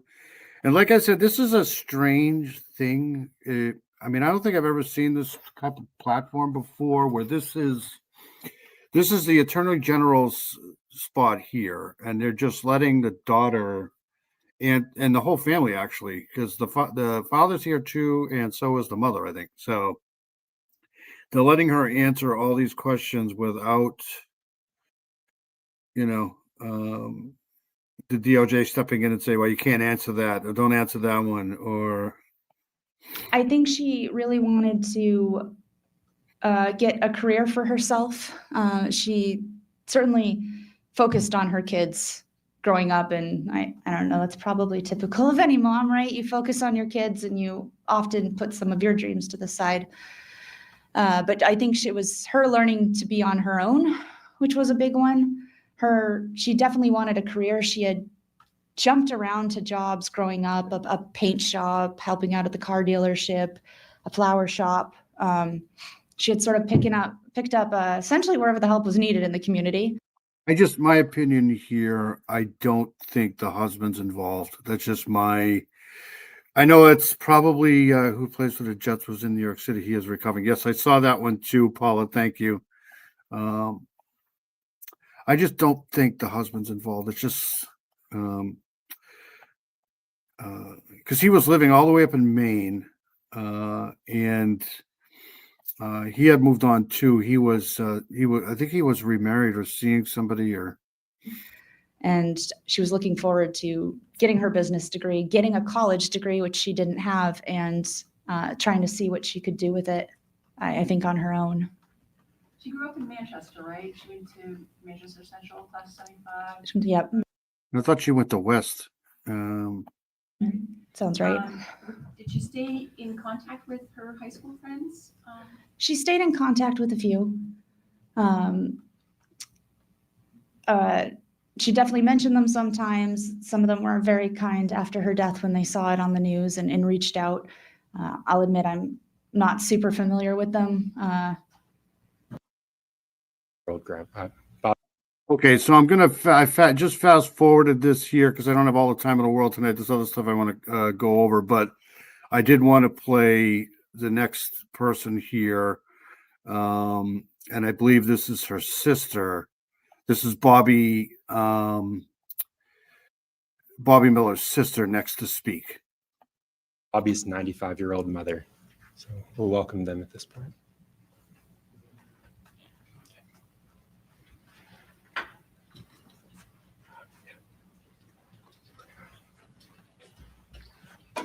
So there you go. There's a microphone here. Oh, geez. Okay.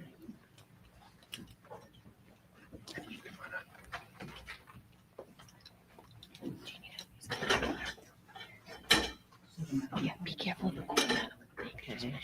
Okay, so this guy here, this is the ex-husband, Gary, and then this is, I think, the lady in the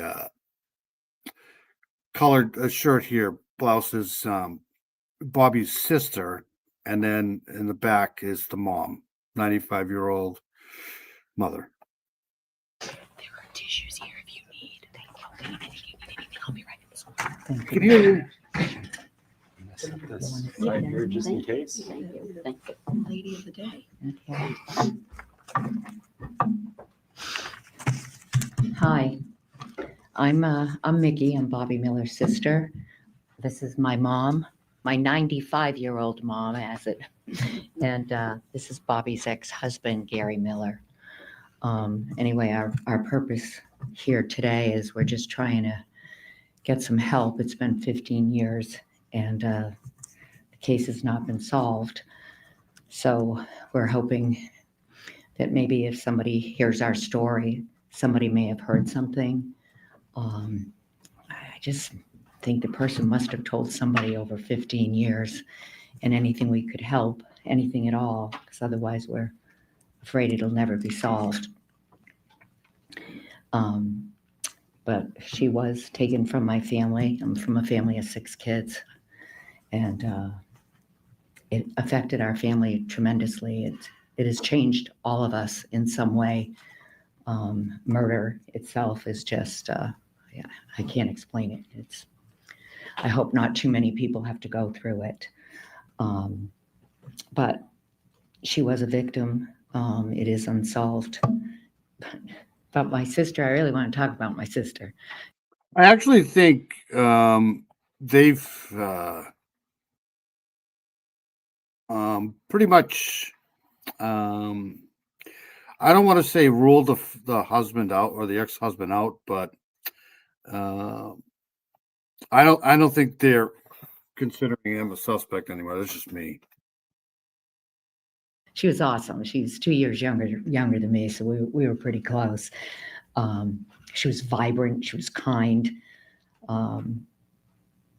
She was one of those people that when you met her, she'd like go sit down with somebody that she never even knew, and an hour later they're like best friends. She truly was interested in people. Like she would really sit down with them and talk to them. I always kind of liked that one. She would drop anything to help anybody, no matter what was going on in her life. She was devoted to her children. She would do anything for Jennifer and Johnny, for the names of her 2 kids. She never met a stranger. She was really crafty. I have all kinds of stainless glass things that she made me for Christmas, like a tree, and she made a stainless glass of a deer. My brother's a hunter, and she was just one of those that loved crafts and liked giving them away. So I'm glad I still have a lot of memories. These 2 people here look almost, I know they're mother and daughter, but they're almost like spitting images of each other. There as well as my mom does as well. She was carefree, adventurous, full of life. She was a free spirit, and she spoke her mind. You knew what she said. She didn't pull any punches at all. She was, I remember at Christmas, like, because big family, we'd all get together, play Christmas music. We'd all be like, Bobbie would be like dancing around the house and she was just happy. But one of the things about her that I'll never forget that's really funny, she didn't wear jeans. And you're talking the 70s and 80s. She just never wanted to wear jeans. And all of a sudden, I don't know how old she was. She might have been in her 40s then. She wore jeans. Like she came into my mom's house and we're all like, oh my gosh, Bobbie has jeans on, but they had an elastic waistband. And we were, anyway, it was just a fond memory. I'm kind of going all over the place. She loved her dog, and her dog's name, it was Sport. I think on the news this morning, I heard somebody said Scout, but her dog's name actually was Sport. And she used to hike a mountain, Mount Major, all the time with Sport. That's where some of their ashes are. She loved that dog. He was a good dog. And I still have a picture of her. Actually, I mean, that's one of my theories too, is maybe, just maybe, she confronted somebody on the mountain there. They followed her at some point, and I don't know. I think the whole stranger thing is low on my I don't know, it's a possibility, 20% maybe. it's the picture on the front of my phone of her and Sport at the top of the mountain. Because why the dog, right? That doesn't make any sense. Why would you? The dog to me in this whole thing doesn't make a lot of sense. Why the dog? But like I said, maybe for the barking, right? If you're trying to, because it doesn't seem like there was a struggle. It doesn't seem like there was breaking and entering. Doesn't seem like there was any money taken. She had tons of cash in the house. She had tons of jewelry. Nothing was taken from the scene, so it doesn't look like it was a robbery gone. It might have been, maybe. But the dog, why would you want to let the dog? And the only reason why you might want to do that is because you don't want the dog barking when she comes home, or to alert her that you're there, something like that. The veterinarian, and I'll never forget this, that my family went to see to cremate the Sport because we wanted the two of them together. And the veterinarian would not charge my family. And it's not about the money. It's about the kindness. I still believe, we all do, most people are good. They really are. I truly believe that. And I'll just never forget it because it was such a kind gesture. Unfortunately, there are some bad people out there, but you can't live your life that way. So we're hoping maybe somebody heard something and they'll come forward and do the right thing as well. She was honest to a fault. She was my dad's favorite out of the 6 kids. We used to always say, "You're her favorite, Bobbie." She always got away with stuff. She always like if she had to be home at 11:45 at night, she'd be at 12 at night. She'd always be 15 minutes early, just to impress my father. Then my father would go to bed and she'd be sneaking out the bathroom window. Like she just always got away with stuff. I always got caught. That's an 80s thing. Couple more seconds here, then I want to move on to Brian Walsh here. But anyway, it's been 15 years. We still don't have answers. We believe the case can be solved, but the officials have to truly commit to the right resources, to the cold cases like Bobbie. I did hear something on the news this morning that they did get another person to work on the cold case. I'm curious because I'd like to meet him. I'd like to ask if he is full-time or if he's also working in another division or just cold case. We would like to know that answer. My mom says to me, my mom doesn't really want to talk. She wants to be kind of quiet here. But this is what, if she was talking, this is what my mom would say. She goes, "Mickey, Bobbie would call me every Sunday. Every Sunday she'd call and she'd go, "Hi, Mom, this is Bobbie." And she's like, I can never, ever forget her voice. And she pretty much was a happy person. Like she was just always smiling and upbeat. But I can picture her when she called me doing the same thing. You could tell she was smiling when she talked, but that's one of the things my mom misses the most about her. Mickey, Yeah. tell them about my soup. All right, so I wanted to go over this case here because I'm going to probably be doing a little bit of digging myself with this case here because I think they're getting close in this case here. That's why they had this press conference. It's just my opinion. All right, so I'm going to stop sharing that. I'm going to get into the Brian Walsh case here. So hold on a second. Right here. So right here. Okay, so been covering this case since it began here a few years ago. This is the case of Brian Walsh, Anna Walsh, actually. She went missing a couple years ago. I believe it was right after New Year's. They still haven't found her, but they arrested her husband, Brian Walsh. And he's been in jail for a while, waiting for his trial. But last week he changed a little bit and pleaded guilty to a couple of the charges, but not the unaliving. So we're going to go over this here. Jury selection is ongoing in Brian Walsh's upcoming unaliving trial. The big headline so far this week into Walsh's two guilty pleas to the lesser charges he faces in his wife's disappearance. But why? Why the late last minute pleas? How will this impact the trial? This is what they're going to talk about here. So this is Anna Walsh here. I've been following this case for forever here, it seems like. And of course, just as soon as we're about to go to trial, now we have all of this bullshit. So here we go. Thumbtack knows homes, so you don't have to. Don't know the difference between matte paint finish and satin? Welcome back to the searches for Anna Walsh. I'm podcast producer Matt Fortin. Jury selection is now ongoing for the Walsh murder trial.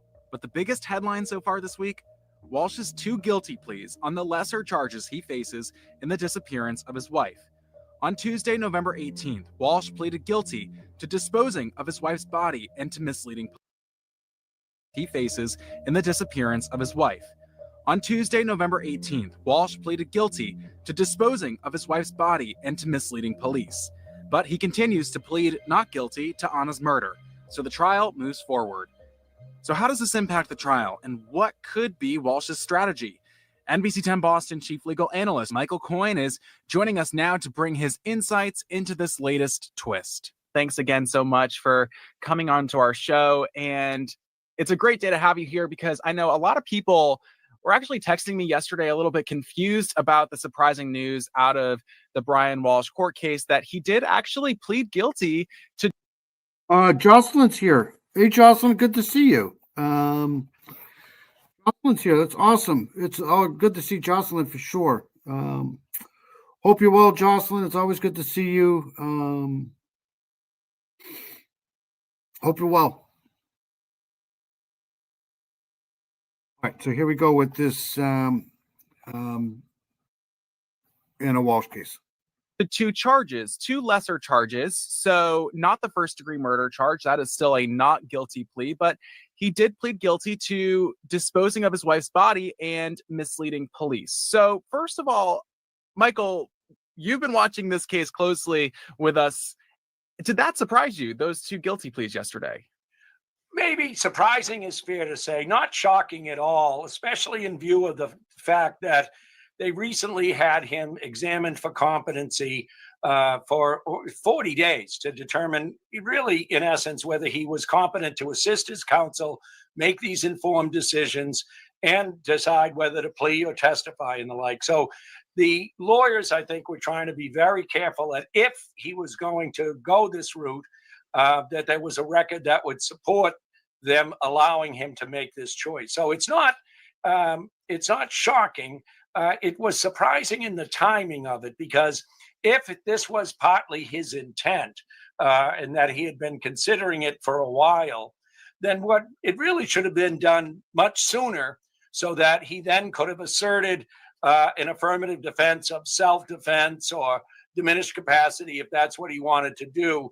The problem is now on the eve of trial to try and pivot and argue some of these other defenses. I don't think the court will let him. We've heard the phrase before, trial by ambush, and that's precisely what the government would argue is at this last minute, you can't now inject issues in the case that weren't there before. He can still contest whether he committed the murder or not, but some of the other available defenses, had he done it earlier, he would have a greater ability to put them forward. So what do these two guilty pleas for these two charges signify to you that what might their strategy be? Because I know a lot of people, when they first heard this, the immediate reaction is, well, how do you say, yes, I tampered with somebody's body, but I didn't kill them? So yeah, that's the real key here, is trying to convey to a jury that, yes, I disposed of her body in a gruesome fashion. This is so weird. There's like this this guy is such a piece of dog shit. I mean, God, just give it up already. Just this poor woman here had to get involved with this absolute piece of dog shit. It's just so sad. It's awful. And repeatedly lied to the police and didn't even report her missing.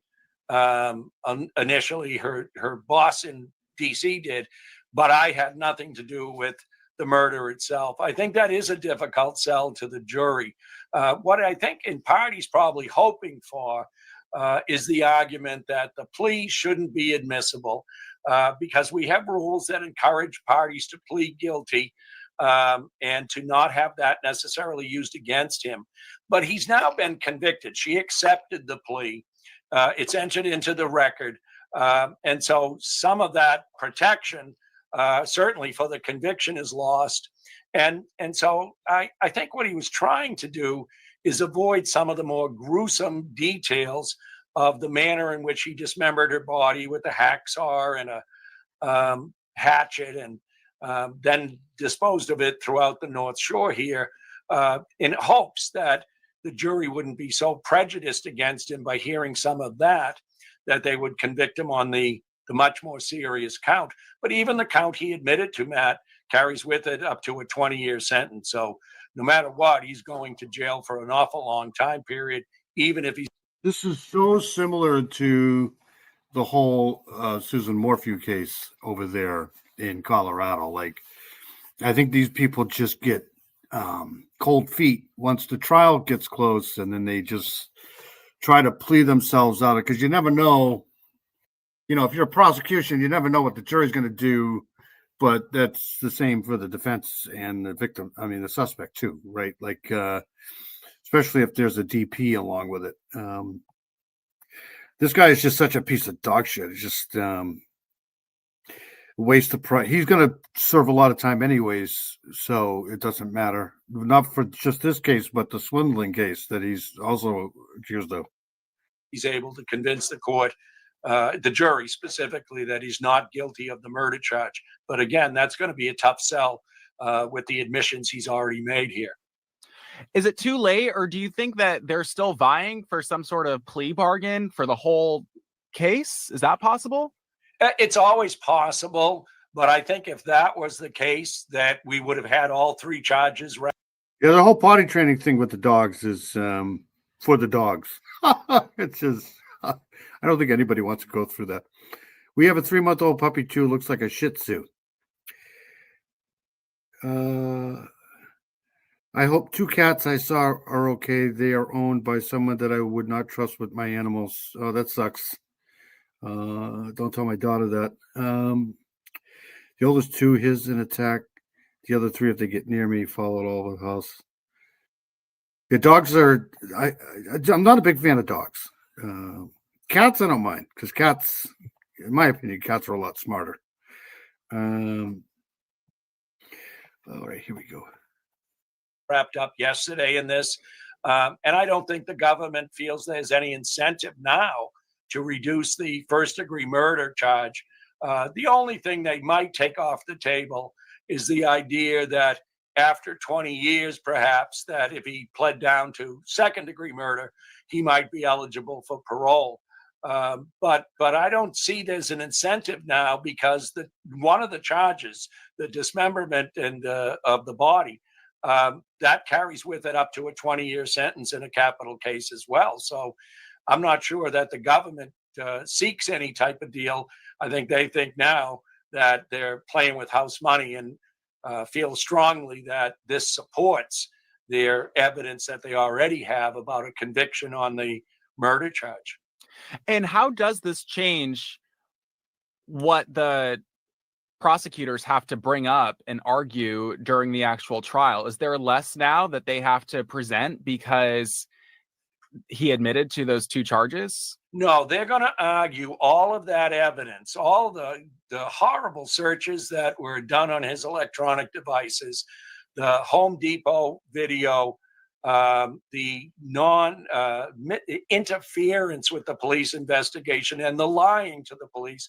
All of that shows consciousness of guilt, and that should come in because it's relevant with respect to the murder charge, because he's still contesting that, and they have to prove beyond a reasonable doubt that she died at his hands. In some ways, by pleading to the charge about illegal disposing of the body, he's acknowledged that she's dead. And that acknowledgement takes a big item off the table for the government. And, anytime you don't have a body in a murder case, it does make it a little more difficult to prove death. But now it appears that it will no longer be a significant issue for the government at all.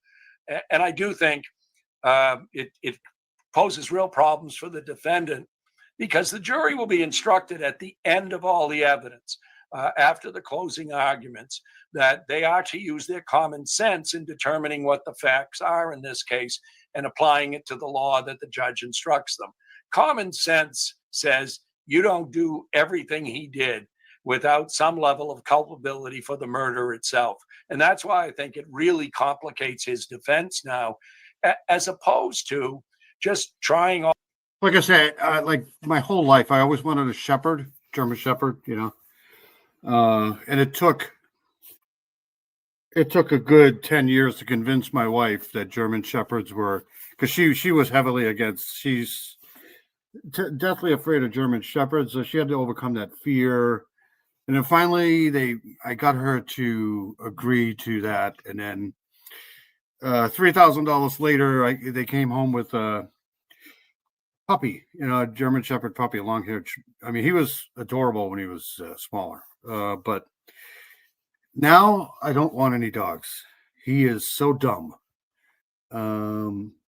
He's a good dog. He's a good protector and all of that stuff, but he is the dumbest thing ever, period. All three charges on a reasonable doubt case: government misconduct, police misconduct. Some of the same officers that were involved in Karen Reed were involved in this case. And we know that the jury in that case, as well as likely, at least in part in this case, would be affected in part by the police and law enforcement misconduct that is present and occurred in Reed. And those same folks are back here again in parts of this case. And that might, again, help. That would have helped to create that reasonable doubt.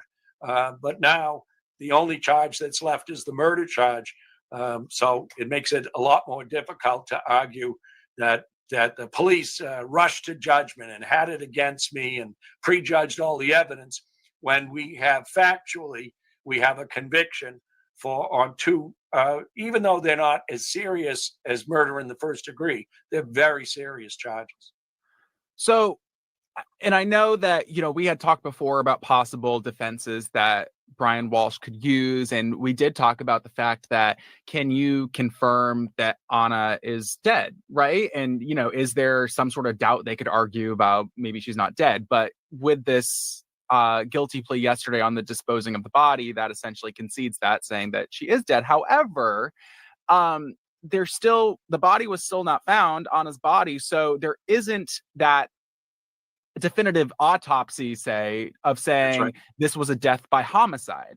Right. So, all right, I'm going to switch over now to, hold on. I just wanted to get that guy's opinion because that's, I think he's a lawyer in Massachusetts. So hold on a second. I want to play this one here to, okay. So, this one here was done 4 days ago, and this is when all of the information came out. I'm pretty sure that he decided he wanted to change his plea. So here we go.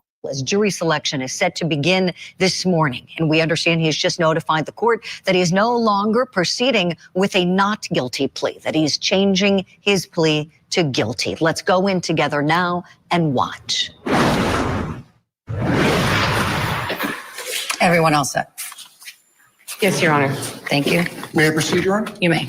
Okay, so he's charged with unaliving January 2023 and presumption of the unaliving of his wife, Anna. She's never been found. They'll probably never find her. So here we go. Mr. Walsh, can you please stand? Mr. Walsh, do you wish to offer a change of plea on docket number 23? I literally hate this guy. I can't stand him. He's nothing but a worthless piece of absolute crap.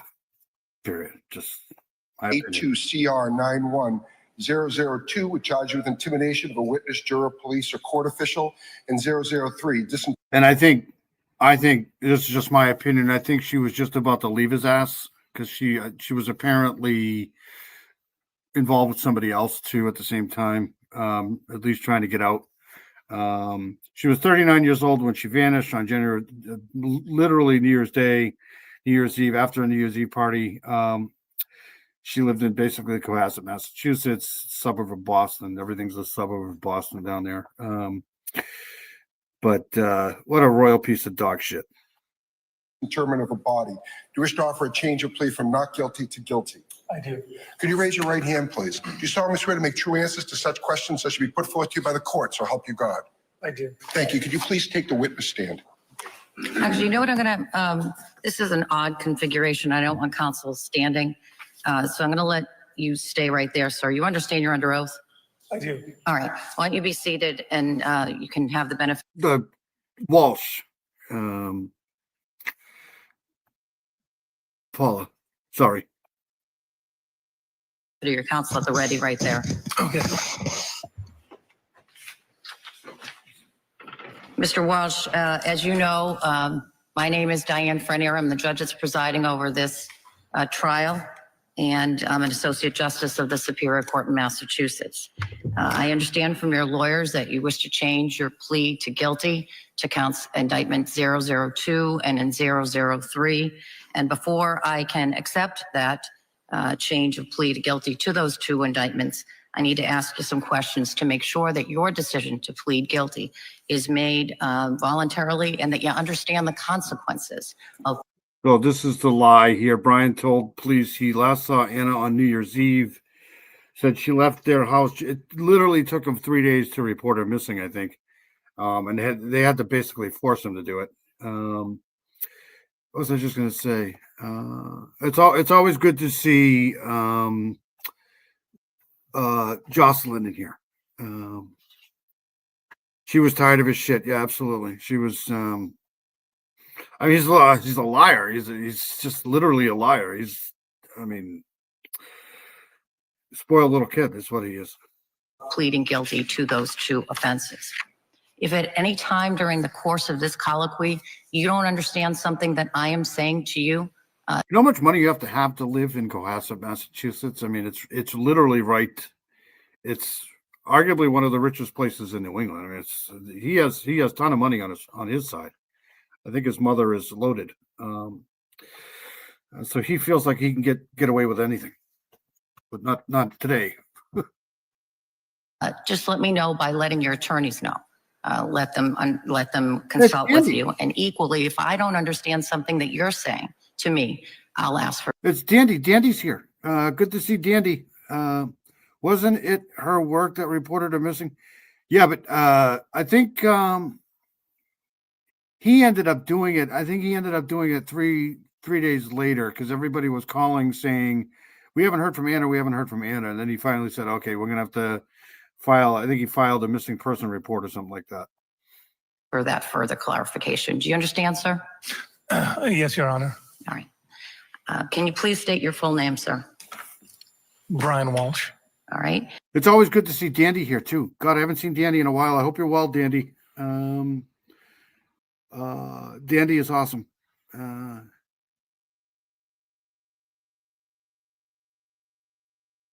Police search of the couple's home turned up a bloody broken knife in the basement.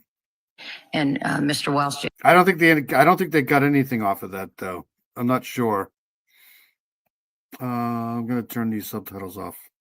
you have any difficulty speaking or understanding English? I do not, Your Honor. How old are you, sir? I'm sorry, I missed that. Sure, I'll try to get into this microphone. How old are you? 50. And How dumb are you? That would be my question. Are you that dumb that you thought you were going to get away with this? what's your exact date of birth? January 31st, 1975. Where were you born, sir? Boston. Are you married? Yes. Not anymore. Do you have any children? Yes. Some of these And questions. Some of these questions are like, "Are you married?" No, I killed the bitch. No, I'm not married anymore. What is he supposed to say? Investigators, we've read all of this stuff before. what are their ages? 9, 6, and next month, Brian will be 5.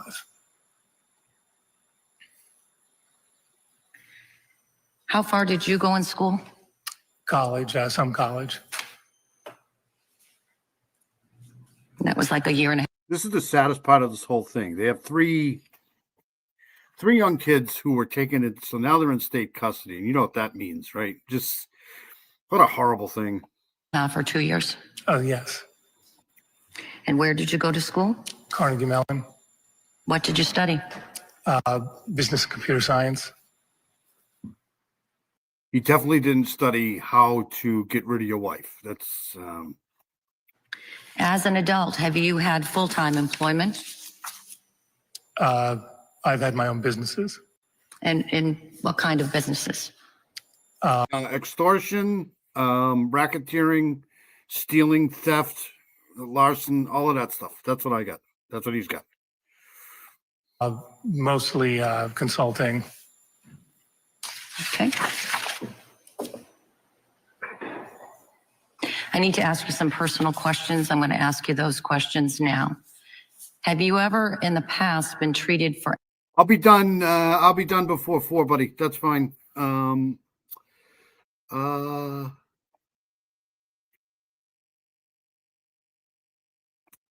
see here. Yeah, I despise this guy too. I can't stand him. He's in the same boat with Morphew there. Any mental illnesses or conditions? Yes. Tell me about them. Depression. Oh, you're depressed. Okay. We got it. We get it. You're depressed. Yeah, okay. I just hate these people. These people are just I shouldn't say these people. This guy. Not these people. This guy. And are you aware of whether you, anything else other than depression? That was the main thing. All right. And are you presently aware of whether you have any mental illnesses or conditions, to include depression? No. Are you? Shibby's awesome. I strongly suggest going to Shibby's channel. Subbing to Shibby. Shibby's great guy. Kid around a lot, but Shibby he does a great job. I was just glad I was able to catch a couple of lives the last couple of days. But let's get him to more subs for sure. Taking any medications? No. He's taken a lot of stupid pills, that's for sure. In the last 24 hours, have you taken any drugs, legal or illegal? No. In the last 24 hours, have you consumed any alcohol or alcohol?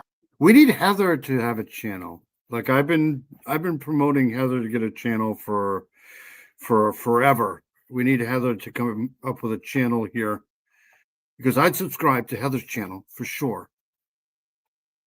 Alcoholic beverages. No.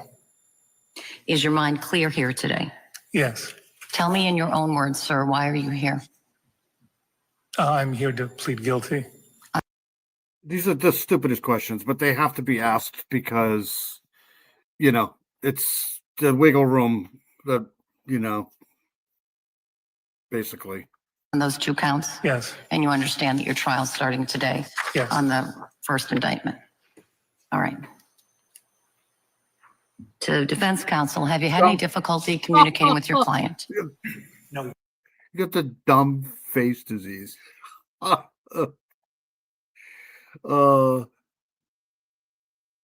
awesome. I make sure that I'm aware of that because I'll be there for sure. Heather's amazing. Heather's just an amazing freaking human being. We love Heather. No, Your Honor. And do you believe that he has understood the advice that you've provided to him? Yes, you do. Same. Well, we got to get you a computer. We need to start a GoFundMe for a computer for you for sure. You can have mine.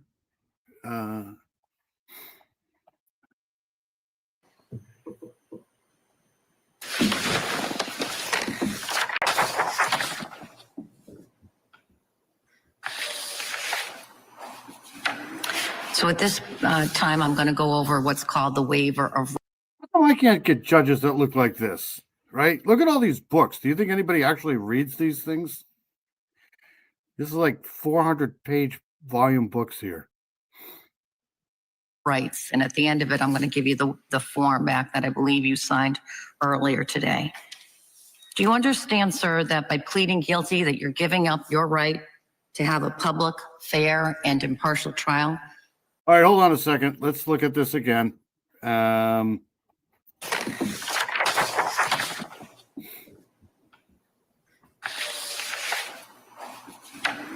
So at this Ready for it? She's going to take her glasses off. Ready? time, I'm going to go over Here we go. what's called the waiver of rights. And at the end of it, I'm going to give you the form back that I believe you signed earlier today.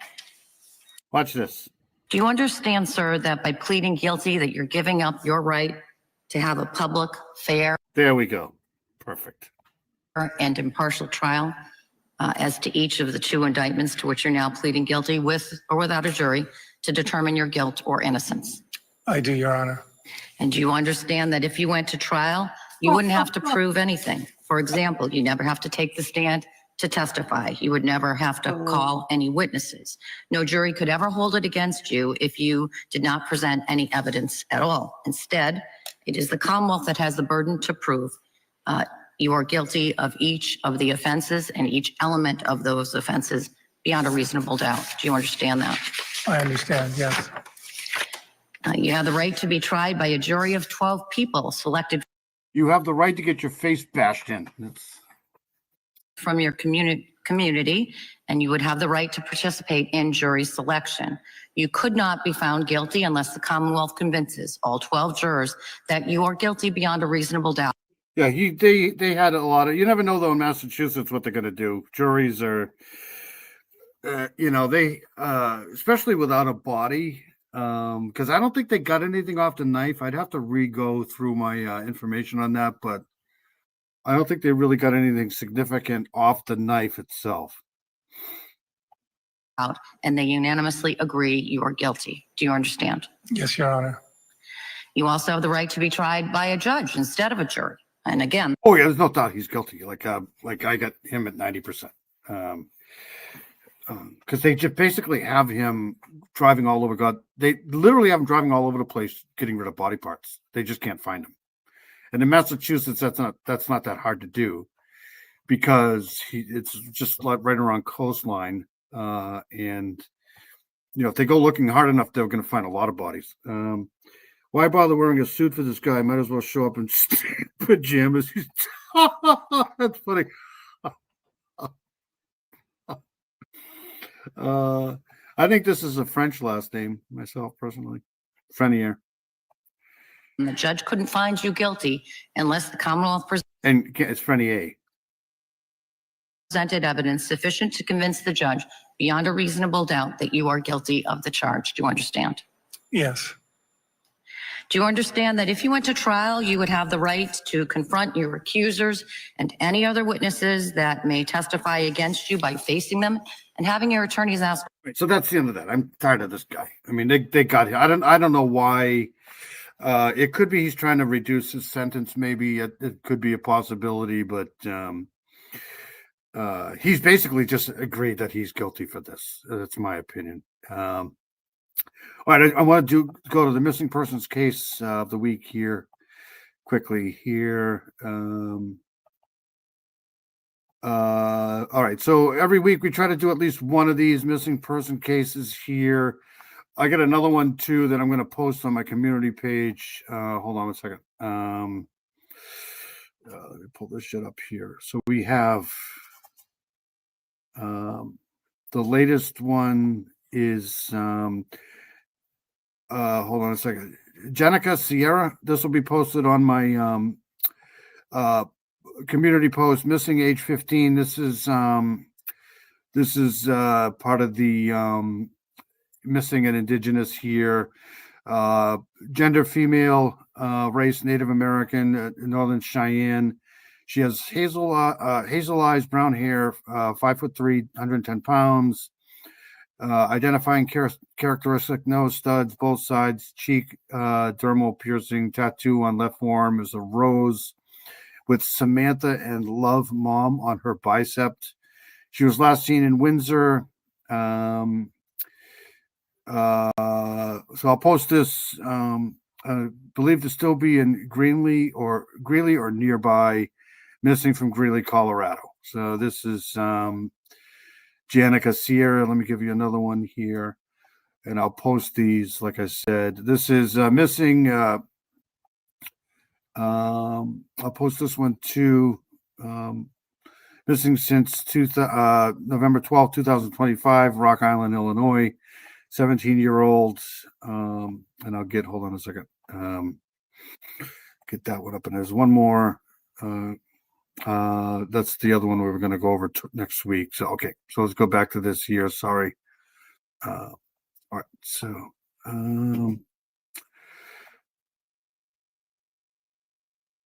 okay. So this is the case of Katie Ferguson, a young Wyoming mother of two who vanished during a cross-country trip with her boyfriend.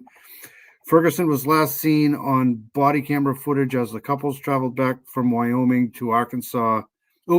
Traveled back to Wyoming from Arkansas with their kids. Body camera video days later showed her boyfriend and kids in the car without her 2 years later, and there is still no sign of where Ferguson is while the case makes a disturbing turn. Her boyfriend Adam is now behind bars, but not charged with Katie's murder. We learned the details about the piece of evidence removed from his car that landed him in jail. Okay, so here we go. Cover a missing person case that isn't getting much attention. Every missing person matters, no matter their race, background, or circumstances. And by highlighting these cases and sharing their stories, we believe every case is solvable, and together we can bring answers to the family and friends of the missing.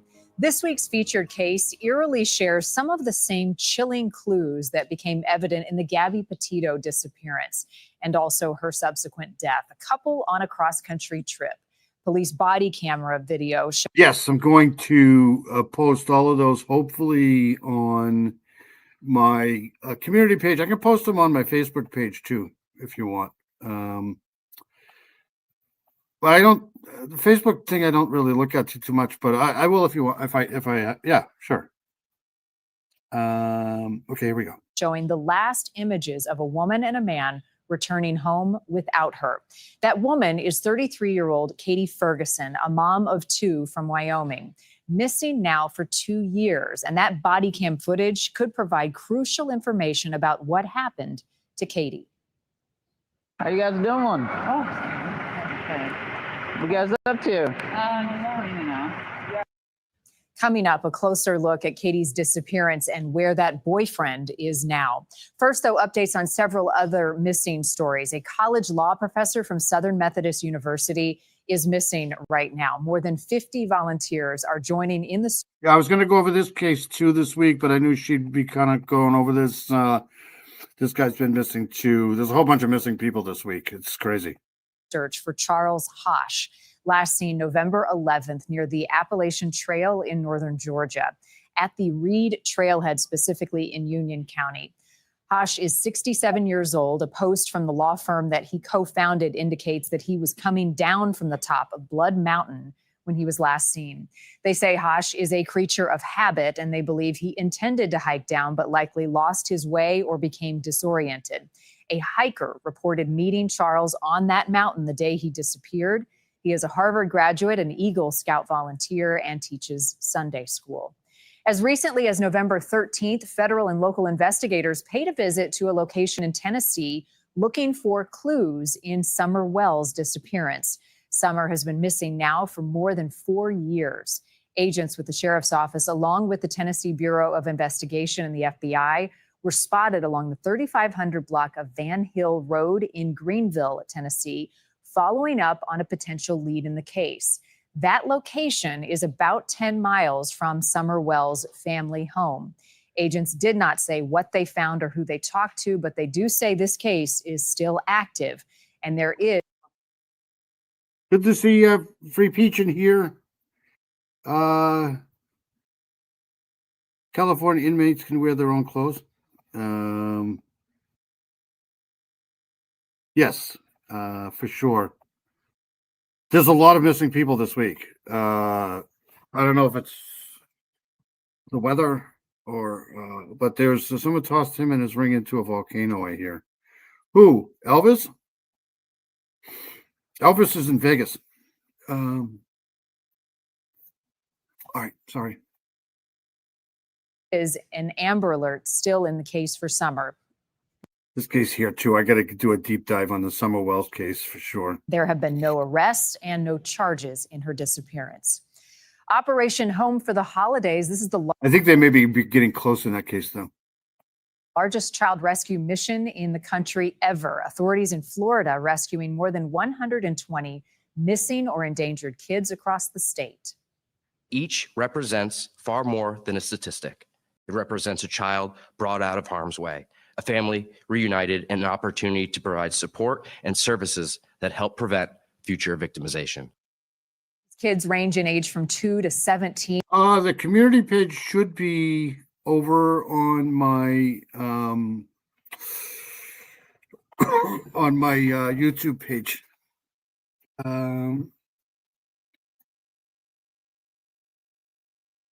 Were rescued from Tampa Bay, Orlando, Jacksonville, and the Fort Myers areas. Some of the kids were runaways. 6 people are now in custody facing charges ranging from child neglect to sexual battery, and more arrests are likely.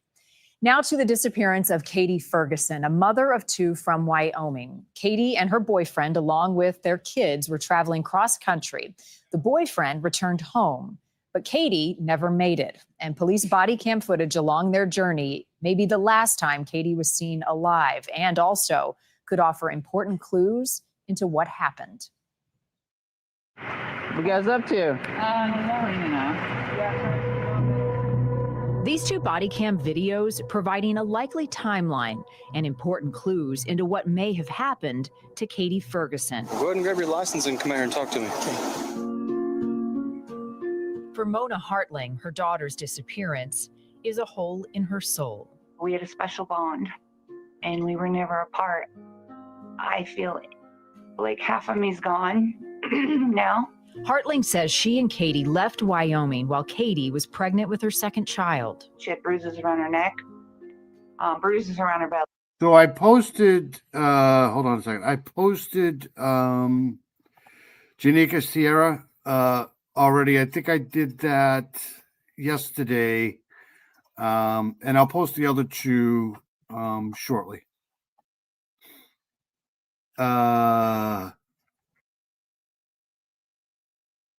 Yes, thank you, Dandy. They posted all on the pro. Said they posted it.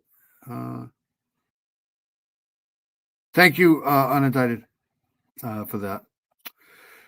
Because yeah, if I had to direct people over there, this is so. Look at how cute this is. Ellie, she said, Mom, I need to get away. And I said, let's go. They were staying with a relative in Alabama when Katie's boyfriend, Adam Aviles Jr., convinced her to come home. Katie had a sweetheart. I mean, and all she wanted was her family. That was her biggest goal, was to have her family together. It's good to see you, Free Peach.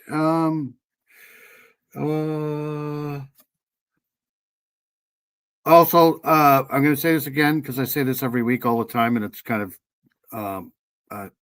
annoying, but I'm going to say it anyways. If anybody wants a wrench, let me know. Got a lot of great creators in here. We have Sweet Dude Chibi's in here. We have all kinds of great creators. Southern Guy was in here. Charles is in here. Paul is in here.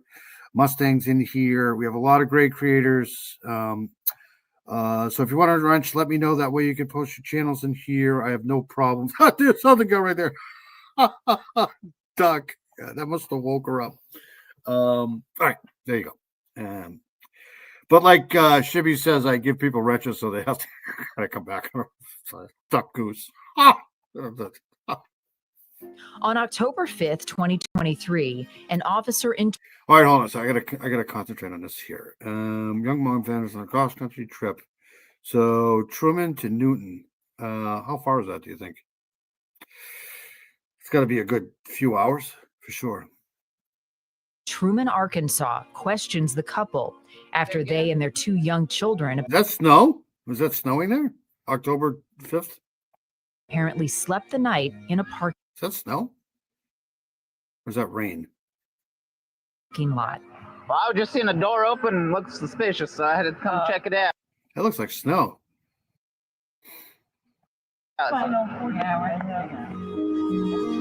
It is the last known contact with Katie. Hold on a second here. I can get rid of that now. Hold on a second here. Let's see here. Stop screen for a second. She almost made it to Florida. Who? Dandy? How's Dandy doing in Florida?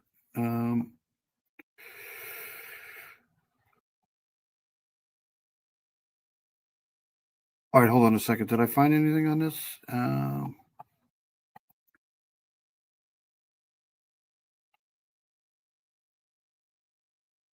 Hold on one second. Let me see if I can. Right here. This is.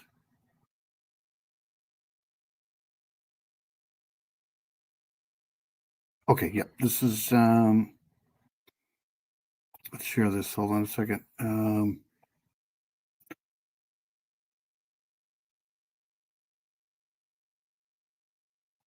Okay. So technically, here, I think her name is Catherine Ann Ferguson. Okay, so the summary of this is Katie had been visiting family in Alabama for the summer and was traveling back home to Cody, Wyoming, where the two small children and ex-boyfriend. That's going to be an uncomfortable thing. Aviles and the children made it to Cody, Wyoming, but Katie did not. Katie was believed to be okay in the area of Truman, Arkansas, on October 5th, 2023, and possible violence occurred on or before October 9th, 2023, when Adam's vehicle, 1999 Dodge Durango, was seen with a projectile defect on the front passenger door. Katie's current location is unknown.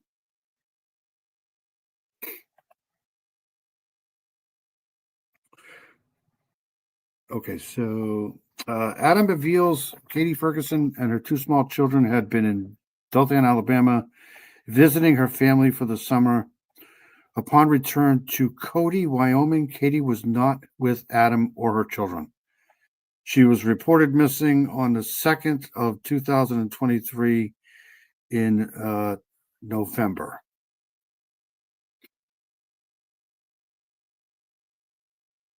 by her mom. On 11/4, someone reported Adams' vehicle abandoned in Park County. Deputies responded to investigate and observed the front passenger seat was missing. A projectile hole was on the inside and outside of the front passenger door. A loaded Glock 45 pistol magazine was in the car and smelled of putrefied blood, which was later confirmed by lab techs as human blood from an unknown source. So the human blood was from an unknown source.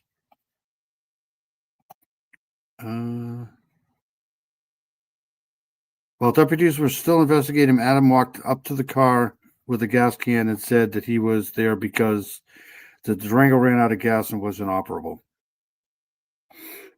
Adam was arrested in November 8, 2023 in Wyoming under suspicion of drug possession and unauthorized use of someone else's vehicle and booked. What does that mean? Unauthorized use of someone else's vehicle? And this guy here has got a ton of arrests, possession of a firearm, multiple these things related arrests. This guy's a real class act here for sure. And that's the timeline of events. So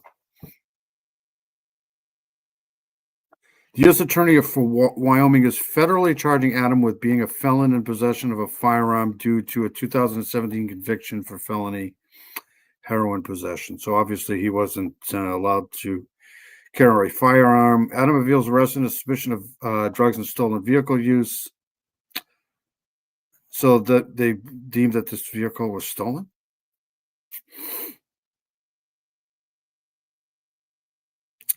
A forensic interview or the 4-year-old daughter of Katie and Adam included a statement about Adam accidentally hurting Katie. Okay, so we'll go over that in a little while. And I got to get out of here. Who made a threat?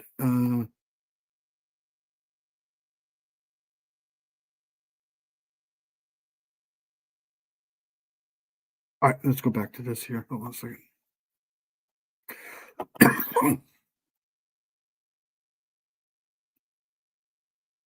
Right here.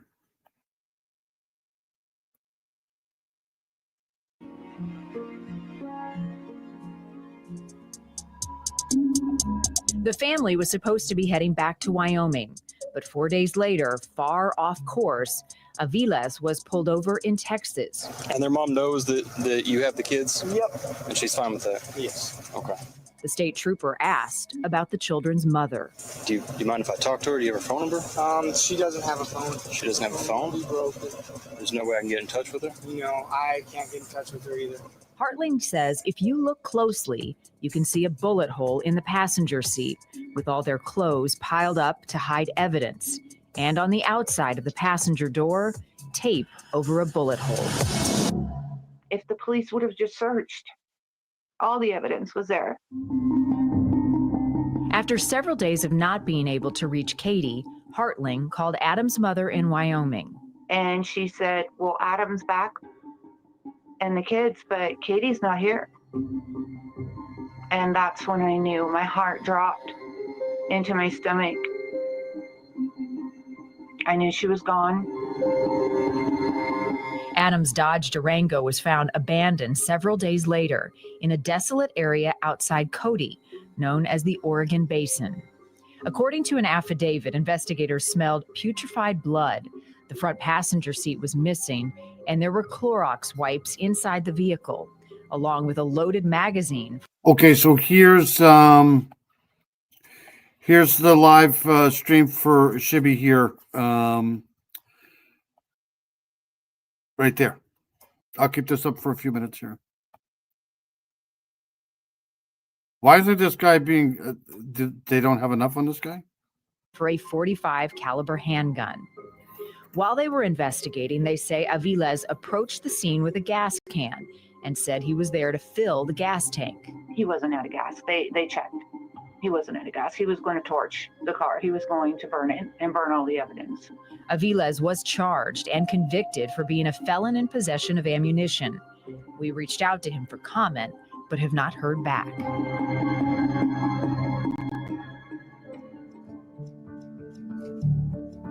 The sheriff's office in Wyoming has named him a suspect in Katie's disappearance and is asking anyone spending time outdoors to be on the lookout for two key items that could contain DNA evidence and solidify their case: a pink tote container that was in the Durango and the missing front passenger seat. If you're out hunting, if you're out fishing, if you're just walking in the woods. Hartling says police believe Katie was most likely killed somewhere between Little Rock and Gurdon, Arkansas. She hopes someone will remember seeing the family with their pet boxer or make the discovery that brings Katie home. Without her remains being found, there's a piece of us missing. Hello, Rena. 912, good to see you. The newscaster said my city, and I said, don't say my city without permission. Is that your grandma? What a nice looking family. If we could have that piece of her coming home and full justice. I wonder if they're trying to, when was he arrested?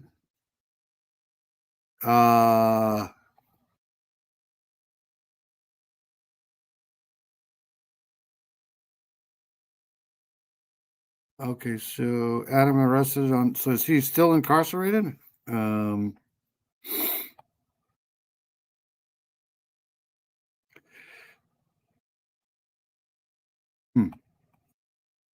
Justice for her. It would make a huge difference. Joining us now is Stephanie Pratt. She's a podcaster who has covered this case extensively. Steph's Case Files is the podcast. Thank you for joining us. How did you first hear about this case and get involved?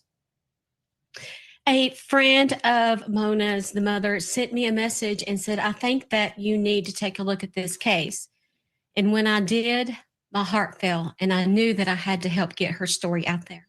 And what have you learned throughout the course of the investigation, and what stands out to you most about the chilling evidence?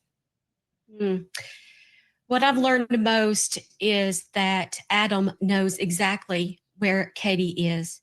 And look, when I got the video, the dash cam that you've seen there when he was pulled over in Texarkana, and I saw the bullet hole in the seat, I told Mona right away, something's wrong. She's not there. She is not in the car.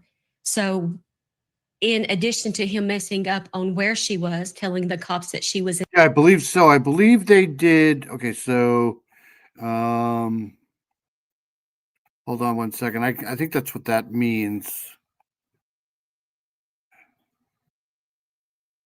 A forensic interview. So a forensic interview with a 4-year-old daughter of Katie and Adam. So they did interview one of the children, and one of the children included the interview with the child included a statement about Adam accidentally hurting Katie. And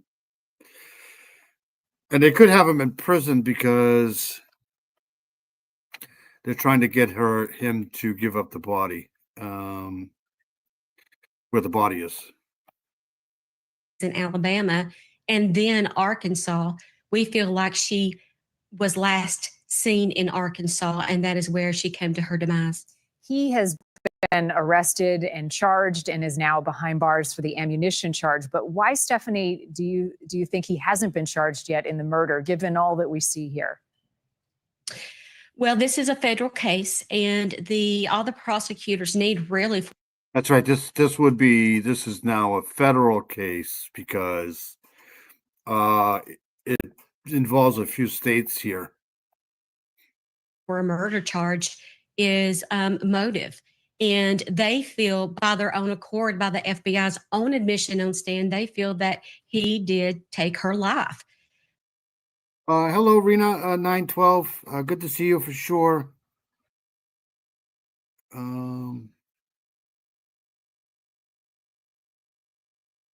But the problem is we don't have a body, and we don't have a weapon, and we don't have the seat or the pink tote. So they need more evidence to upgrade those charges. Right now, as it stands, he is charged with and convicted of the ammunition How do you lose a seat to a car, especially a Durango? charge, which gave him only 87 months. But there is no double jeopardy here. He has an opportunity to come clean and let us know where she is so that justice can be served. Take us through the timeline, Stephanie. The body cam video, at what point in their trip did that happen? Take us back to the date and again, the location. So they left Dothan, Alabama on October the 3rd to go back home to Cody, Wyoming. Now, on October the 5th, as you see there, they stopped in Truman, Arkansas. From there, I know that investigators say on October the 8th, they heard Katie's voice in the background when Adam was on the phone ordering a hotel room through Priceline. And so the investigators won't tell us exactly where that hotel is, but we feel like it's between the hotel and where he was pulled over there in Texarkana. Now that pullover happened on October the 9th at 2023, around a day later than that they have a voice recording of her voice in the background. The visual proof of life is the last time that you see here. So sometime between October. I think the FBI is on this case. I think this is, I mean, I don't know. Seems like this is a, they got Arkansas here, they got Alabama, they got Wyoming. This is a multi-state thing here, but I don't know. October the 8th and October the 9th, she disappeared. And they would have been where at that point? They would have been in Texarkana, Texas. That is the body cam that you see. The previous body cam is in Truman. So we have proof of life in Truman, and we have proof that she is not in the car in Texarkana by October the 9th, 2023. And let's go back, Stephanie, to then the video when he is then confronted by officers and Katie is not with them and the pile of clothes on the passenger seat. What else? Okay, hold on one second here. I'm going to try to get out of here to, hold on a second here. This is what I like about this site here, because they kind of do all my work for me here. Okay, so this is basically a point of interest here. You have Montana here, Missouri, traffic stop. Okay, so so he was arrested here in Wyoming. Police contact here. Traffic stop. So it was a traffic stop in Texas, and that's where they were visiting. And this is kind of like the timeline here. Katie did not return home with her kids. So the kids returned home, but not Katie. Which is right here. There's traffic stop in Texas. Warning for traffic driving on the wrong side of the road. That's me. Every time I do the maps. Ticket for child safety seat violation. Projectile defect observed in passenger door. I'll have to look into that. Truman arrest. Truman, Arkansas. Last time Katie was last seen alive. So that's right here. Right there. Katie visiting family. So this is where, so Alabama pretty much is, I don't want to say out of the loop, but that's right down in here. That's where she was visiting.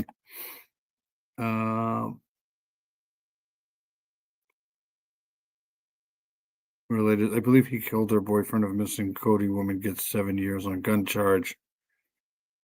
So this is related stories here. Associated persons, Angela was the step parent. Adam had the ex, obviously, and then Mona, the mother, are living.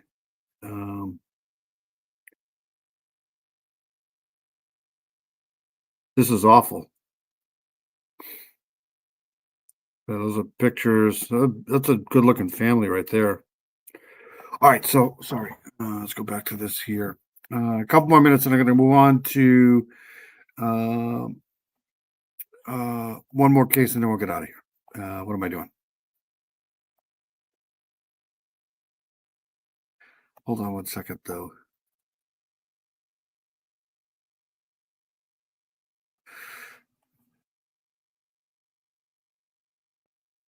Last time Katie was seen alive. So she was seen in Arkansas. Okay. Stop showing that. Same here. I got a funny. What else do you observe from that video, and what have police said about that moment? I got a funny video. I got 2 more videos I'm going to play, then I'm going to get out of here. But I got a funny owl video I'm going to play for everybody in a second here too. Hold on a second. Oh man, I done this video frame by frame, and I zoomed in to try to find out about any clue. Can't they luminol this truck? Didn't they, when they have luminol this truck to see if there was any or the door? As we know now, the 1-year-old was in the back seat with 2nd to 4th degree burns on her hands and arms, and she was crying the whole time. So I noticed that it was a continuous cry and a hurtful cry.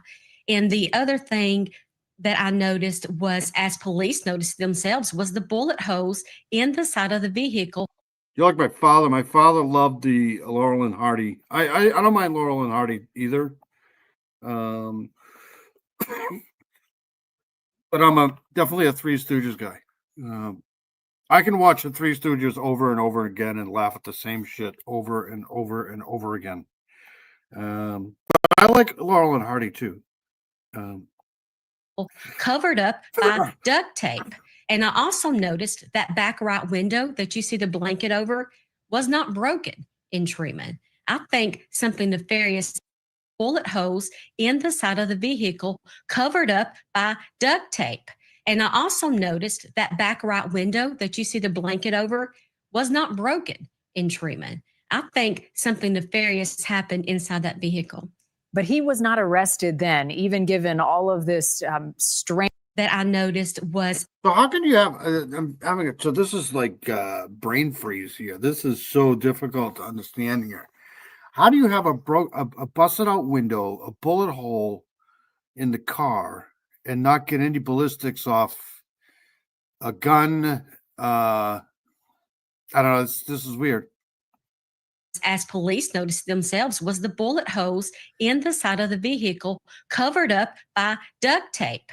And I also noticed that back right window that you see the blanket over was not broken in treatment. I think something nefarious happened inside that vehicle. But he was not arrested then, even given all of this strange and peculiar evidence. That's right. They let him go. The officer who originally pulled him over tried to call CPS, tried to report it, and they didn't know what to do because offices were closed and they were traveling across states. And so they let them go. With all of this, you can hear the officer through the body.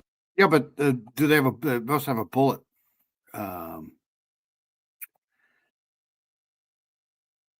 Cam footage, talk to the other officer. I'm nervous about this. This don't feel right. Yet they let them go. But I feel like he did not see the bullet hole in the headrest in the car. I feel like if he did, he definitely should have said something. But I feel they went too far by letting them go just based on the condition of the child and the bullet holes in the bullet hole in the headrest in the car. Bullet hole in the headrest of the car. I feel like if he did, he definitely should have said something. But I feel they went too far by letting them go just based on the condition of the child and the bullet holes in the vehicle. This poor kid. Yeah, it's all very alarming. So then he was arrested after trying to burn the car, allegedly. Where and when did that happen? So he arrives back home in Cody, Wyoming, and Mona, some days go by and she decides to report her daughter missing because she couldn't get a hold of her. When investigators found the vehicle near the Oregon Basin, he was coming up toward the car with a gas tank in his hand. It's Leslie Billy 768. Good to see you. No, it's not illegal to shoot your own truck, but it is illegal to well, I mean, it's circumstantial evidence at this point. I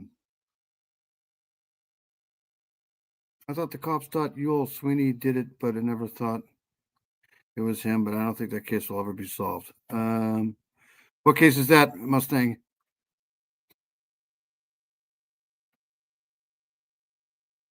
Your Indian spirit is an owl? That's cool.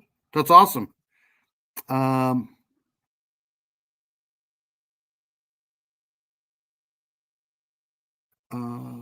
I think they're trying to break him in jail, wherever he is, to give up the body. But they're going to have to release him at some point. And the officers asked him what he was doing. And he said that So the sheriff smelled putrefied blood in the vehicle.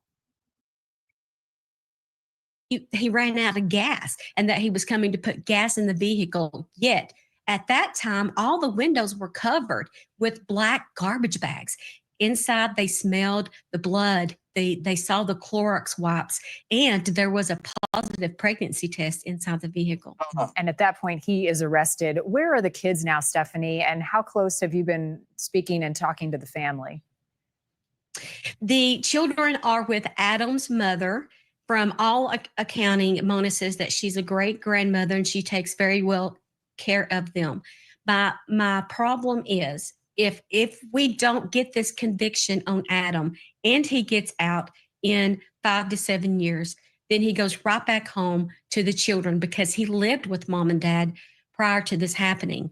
And so there is a danger there. Yeah, which brings us to the public, and police and the sheriff in that county are asking for the public to look for certain items. Take us back through what they are trying to find in this case. They are trying to find, first and foremost, Katie Ferguson herself. He had gave several different. So yeah, the whole putrefied blood thing is, I don't want to say it's not true. I'm just saying, I don't know how they couldn't get any forensics. If they can smell it, they can probably find it. Different versions of her running away, walking away, going to do a deal, in secret and didn't come back. There are different versions. So first and foremost, her. Second, I would say the seat, the whole entire front seat that you saw in the body cam is missing. So that means he took it out. We know that he borrowed a tool to be able to do that from a friend. Now, his phone did ping just north there in Montana at a place known to dump things like that. So that's where the seat is, I believe, because he didn't have any other reason to go up there once he got back to Cody. So we found the seat. And the other thing is the pink tote. The father. They found the seat? Is that what you just said? Any other reason to go up there once he got back to Cody. So we found the seat. And the other thing is the pink tote. The father said that the pink tote smelled of death. And then he took it to the garbage. Well, Adam goes and gets the tote out of the bin, says this has DNA in it. Dad doesn't question. So now the pink tote is missing. We need to find that tote. Yeah, a lot of key evidence. And as you mentioned, first and foremost, trying to find Katie. As you've worked to this case, Stephanie, what have you learned about Katie as a daughter, as a mom, as a friend? Tell us about her personally. Oh my gosh. I think about Katie every single day. She was a daughter, a wonderful daughter, a good mother. We have circumstances. I think this, a lot of people say that you can't try a case with circumstantial evidence, but I think there's enough circumstantial evidence in here to get a grand jury for sure. In our life, but it doesn't stop the love for our children. And they will grow up missing her. And not to mention the 4-year-old that was probably traumatized by what she saw since she told investigators daddy accidentally hurt mommy. They have to live with this for the rest of their life. They deserve closure. Mona deserves closure. And either way, Katie deserves to be brought home. Closure This is terrible. This is a terrible case. and justice. Stephanie, I know you've got a big heart and you care deeply about this case and about Katie and her family. Thank you for joining us, and we'll be in touch and hope the public can help bring some of this evidence to light. Take another good look at Katie Ferguson. Again, police are asking anyone in those areas that Stephanie. Okay, so this is Melody Buzzard again. I don't know why they get this up there. Just mentioned to come forward. They were traveling through those areas through Little Rock and Gurdon, Arkansas. If you see anything or you were in that area at the time that seemed suspicious. I'm assuming this is about Katie Ferguson here, not Melody Buzzard, but this is Wyoming Sheriff's Office 307-527. I'll probably post this in the description at some point. Please call 911. Again, they're looking for the passenger seat of that Durango and Katie's pink tote. If you have a missing case you think we should investigate, you can also go to our webpage. I gotta go get out of here. I'll try to follow up with that case. That's weird. That's I'm surprised they haven't tried to convene a jury on that. All right, hold on a second. I do want to go to this right here really quick.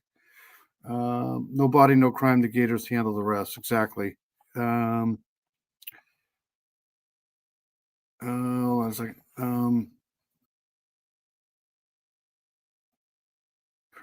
Okay, so this is the other douchebag here.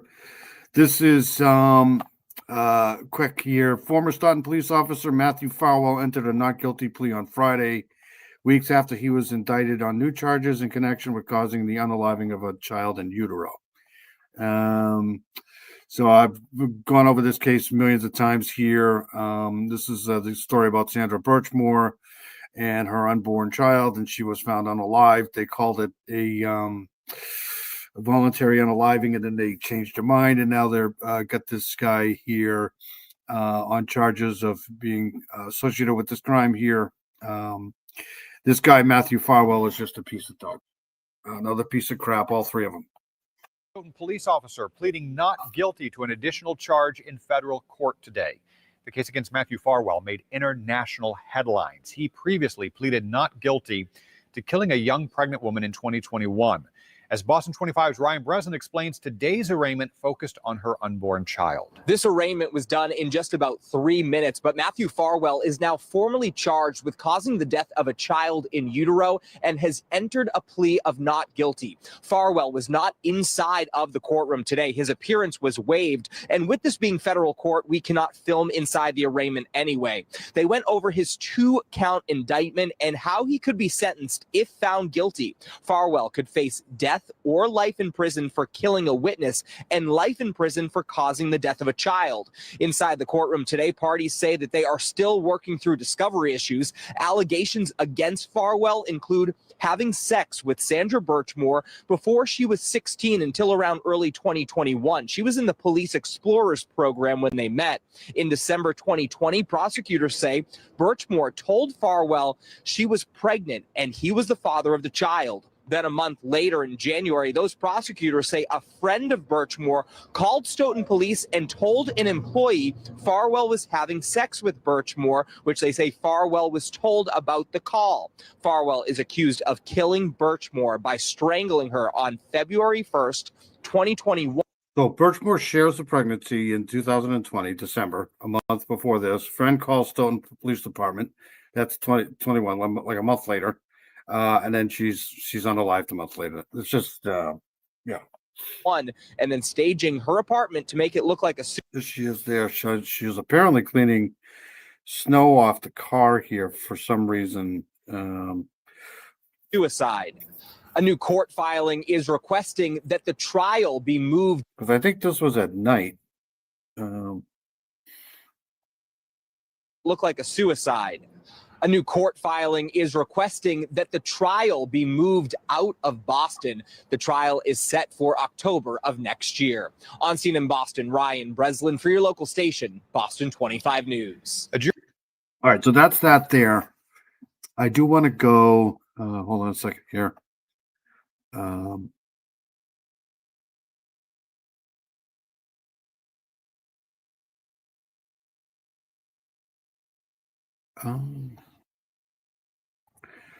This one here. This is the one that I wanted to play earlier. This is the Colonial Parkway murders that I talked about earlier. I don't know if I covered this last week or not. Probably not. This is Alan Wilmer Sr. He's dead. I think he died, but they're linking this other fourth unaliving to him. The death of Lori Ann Powell. And this guy, in my opinion, is a guy that I'm looking at for a couple of, and I might need help from this from Chuck, because I think he's probably, he's definitely responsible for a few more. This was 1988. So I'm looking into this guy here for a couple of other ones. Had already been linked to three. Oops, hold on a second. Let me back this up. A decades-old string of murders in Virginia, many of them tied to a serial killer. Good evening, everybody, and thanks for joining us. I'm Jim Hadley. I'm Erica Gonzalez. We're talking about the Colonial Parkway murders. One man, Alan Wilmer Sr., had already been linked to three of the victims. Now, Virginia State Police say DNA links him to one more. Wilmer died back in 2017. Our Paul Wagner explains why efforts to tie him to other crimes has been complicated by Virginia law. In March of 1988, Lori Ann Powell was last seen walking down a Gloucester County road after having an argument with her boyfriend. Her nude body was found just over 3 weeks later, floating in the Elizabeth River. We are profoundly grateful to the dedicated law enforcement professionals, investigators, forensic teams, and community members who never gave up on finding justice for Ann. Today, she was fondly remembered by her sister Cindy. She didn't wait for life to happen. She made it happen. She was bold, brave, spontaneous, full of life, witty, smart, and beautifully herself. Virginia State Police say Lori Ann Powell was killed by Alan Wilmer Sr., who was 63 when he died in 2017, a man who's also been forensically linked to three other deaths. The 1988 murders of David Knobling and Robin Edwards, as well as the 1989 murder of Teresa Howell. But this can't take years every single time. We're baffled as to why this is taking so long. Bill Thomas is the brother of Kathy. You don't have nobody else to apologize, Free Peach. It's good to see you here for sure. It's good to have everybody here. I hope everybody can just get along. It's fine.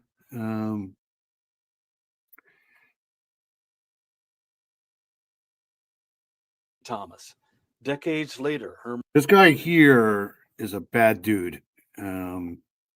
Was a bad dude. Murder remains unsolved. Kathy Thomas was found brutally killed on the Colonial Parkway, along with her girlfriend, Rebecca Ann Dowski, in 1986. The couple believed to be the first in the series of killings dubbed the Colonial Parkway murders. Thomas is frustrated that Virginia So this is the progression here. law prevents authorities from putting Alan Wilmer's DNA into CODIS, the FBI's national DNA databank, because he was never convicted of a crime.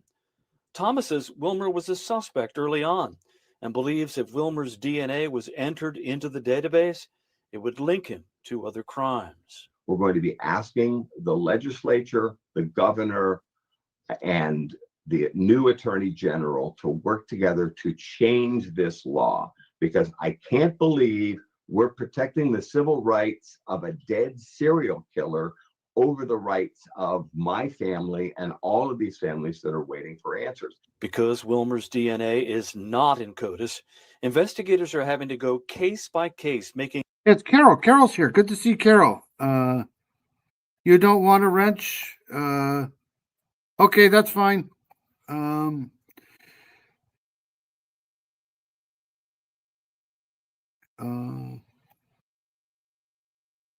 You're welcome unindicted. From the time I've been here and tonight, I haven't seen anything threatening, just accusing.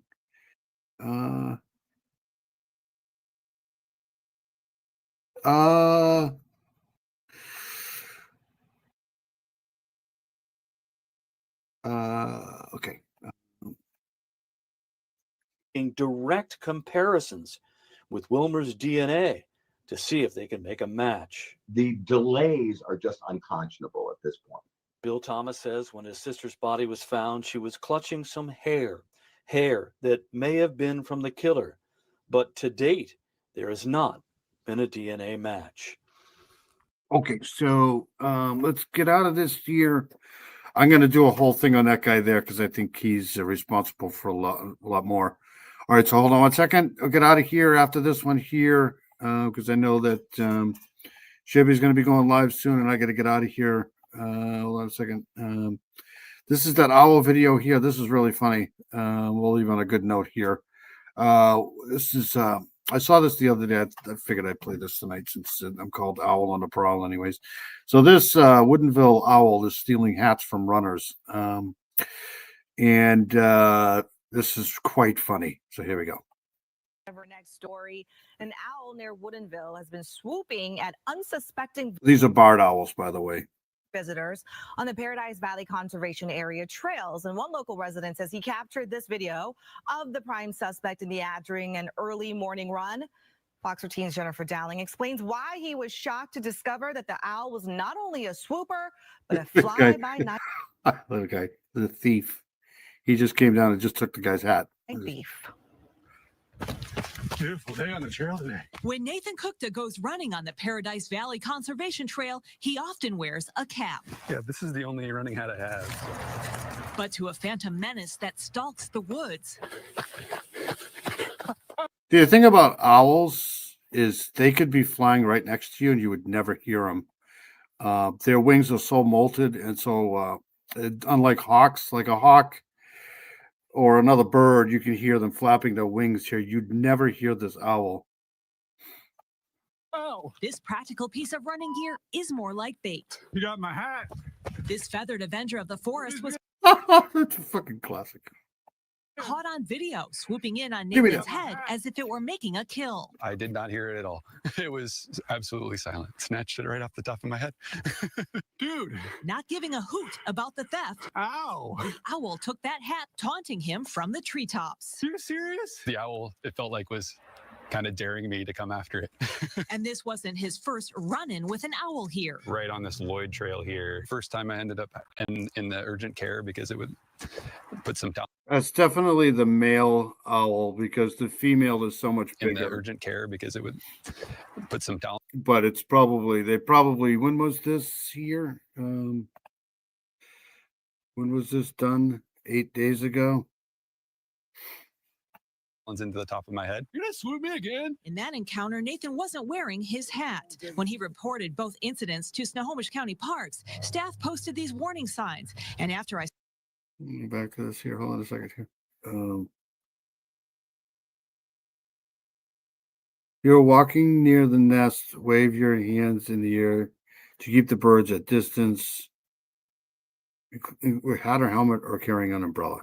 They're not mating yet, so it's not that. They're just probably, I don't know, hungry. You don't know. warning signs. And after I sent the Washington Department of Fish and Wildlife the video, they ID'd the thief as a likely barred owl. Though owl encounters aren't uncommon. Oh yeah, that got you. Nice. Many like this trail regular haven't seen anyone actually attacked before on camera. Oh, usually they're just sitting up in a tree and get a good picture of them. But I haven't caught any coming down on me like that. That's great.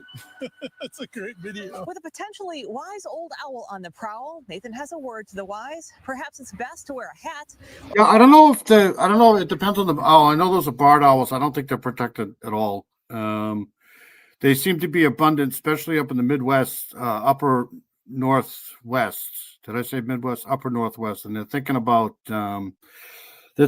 getting rid of, I think, 1 million of them up there because they're invasive to that area there, and they're really doing damage to the actual spotted owl up there. So they may be cleaning some of them out because of that.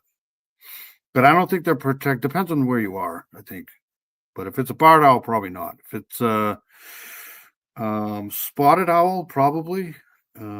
they might be protected depending on the owl.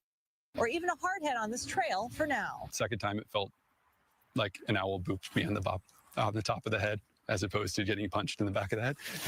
Fortunately for Nathan, Hi, man. the winged assailant eventually dropped his hat. Okay, there's my hat. Mother Nature providing a distraction so he could snag it. Oh, there's two of them. Now that Nathan knows you can't spell owl without the word ow, Ow. he started a Run From Owls YouTube channel to celebrate his special interactions with nature, but says who knows if the owls will make another attempt to grab his hat. But I feel very, very lucky that it happened. We had a few years back here, we had a great horned owl, not a great horned, a great gray owl here in Newport, New Hampshire. And the great gray owls are not supposed to be here. So I don't know how it probably just got caught up in a storm or something and ended up here. But there were so many people from all over the place coming to see this owl that it's crazy how people are. And I don't blame them, they want to see something. They were going on people's private property and stuff like that to see this owl, and it just turned out to be a nightmare. So people don't do that stuff anymore around here. But anyways, I thought this was going to be kind of funny here. It's just kind of crazy. Happened a couple of times. We're unlucky. He's funny. They come after my car every single night. There's hundreds of them. Yep. Yeah, bald eagles are. We got a big old owl that frequents the neighborhood. Yeah, the bald eagles down in Florida are a lot smaller than up here. I see them though too. They have a lot of kites down there too in Florida. Anyways, I'm gonna get out of here. I know Shibby wants to go live, but I just figured I'd share that too. There's one bird specifically in Florida that I really, whenever I go down there, I always try to catch the sighting of it. I forget what the name of it. Hold on a second, Hawks. It's got that special tail. Hold on a second here. I always forget the name of it. It's technically a kite. It's not a hawk.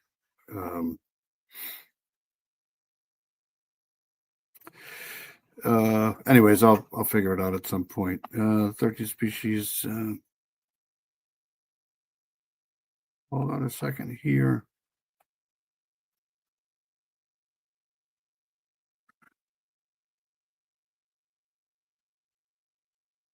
It is the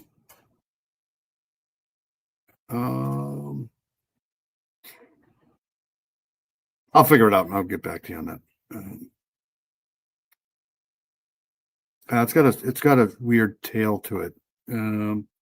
Anyways, I'm gonna get out of here. All right. Let's get out of this here. I want to thank everybody for coming in. You guys are all awesome. Feel free to jump on over there to Shibby. He's going to be going live soon. I want to thank Paula. Thank you, Paula, for coming in. I really appreciate it. There's his live right there. Have a good live. I'll try to get over there once I start getting out of here. Shibby's awesome. Heather Brown, you're amazing. Thank you so much for coming in. Heather Brown's tremendous. We got Southern Gal. Thank you so much for coming in and helping out. I really appreciate that. I'll try to catch you Monday night. She does Monday Night Missing. Southern Gal is a freaking amazing person. Free Peach, thank you so much for coming in. I appreciate it. All you guys are welcome in here. I try not to get involved in the things going on in the chat. I'm pretty sure you guys can take care of it yourself. If anybody wants a rent, just let me know. That way you can. If you don't like somebody in the chat, just block them. That's what I do usually when I go into other people's chat. If I don't like what I'm saying, if I don't like the chat enough, I'll just get out of there. Anyways, I have no problem with people's opinions in here. If people want their own opinions, that's fine. I will never have a problem with opinions. Just try to be good to yourselves. That's all. I must thank Charles. Thank you very much for coming in. Appreciate that. Charles was awesome too. He's got a great show. Jocelyn, thank you so much for coming in. It's always good to see Jocelyn in here. She's amazing. She's got a channel too. I think Butterfly Kisses, right? Big Fishy was in here. It's good to see Big Fishy. Thanks to all new people who were in here. Big Fishy's awesome. We had a lot of people in. Tracy was in here. Gretchen was in here. I always forget to say bye to Gretchen. Dandy Lioness is amazing. Thank you, Dandy, for coming in. It's always good to see you here. Shibby was in here. We know Shibby's going to be doing a live shortly. Owls are good for the environment. They're just they can become abundant too, just like everything else. Who else here? I love my birds. I love owls. So let's see here.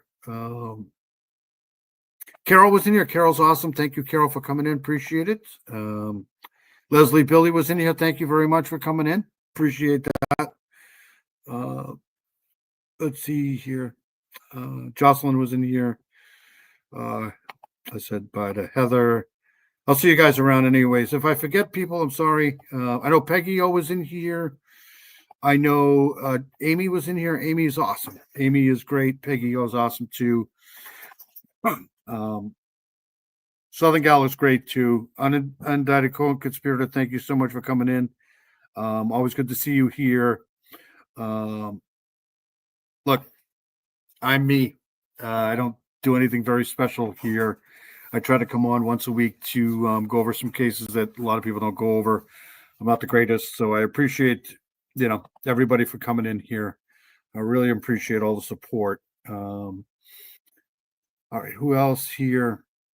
If I miss people, I'm sorry. I know I want to thank all the people who watch on replay because there's a lot of people watching on replay, so I appreciate that a lot. All right, I'm out of here. Enough taking up your time here. Let me play my outro. I'll get out of here and probably see you guys over on. If I missed anybody, I'm sorry. I'll probably see everybody over there on Shibby's channel here. So let's get out of here. Everybody have a good week. Whatever you do, don't die. Take care of yourselves. Stay safe. And I'll see you guys next week.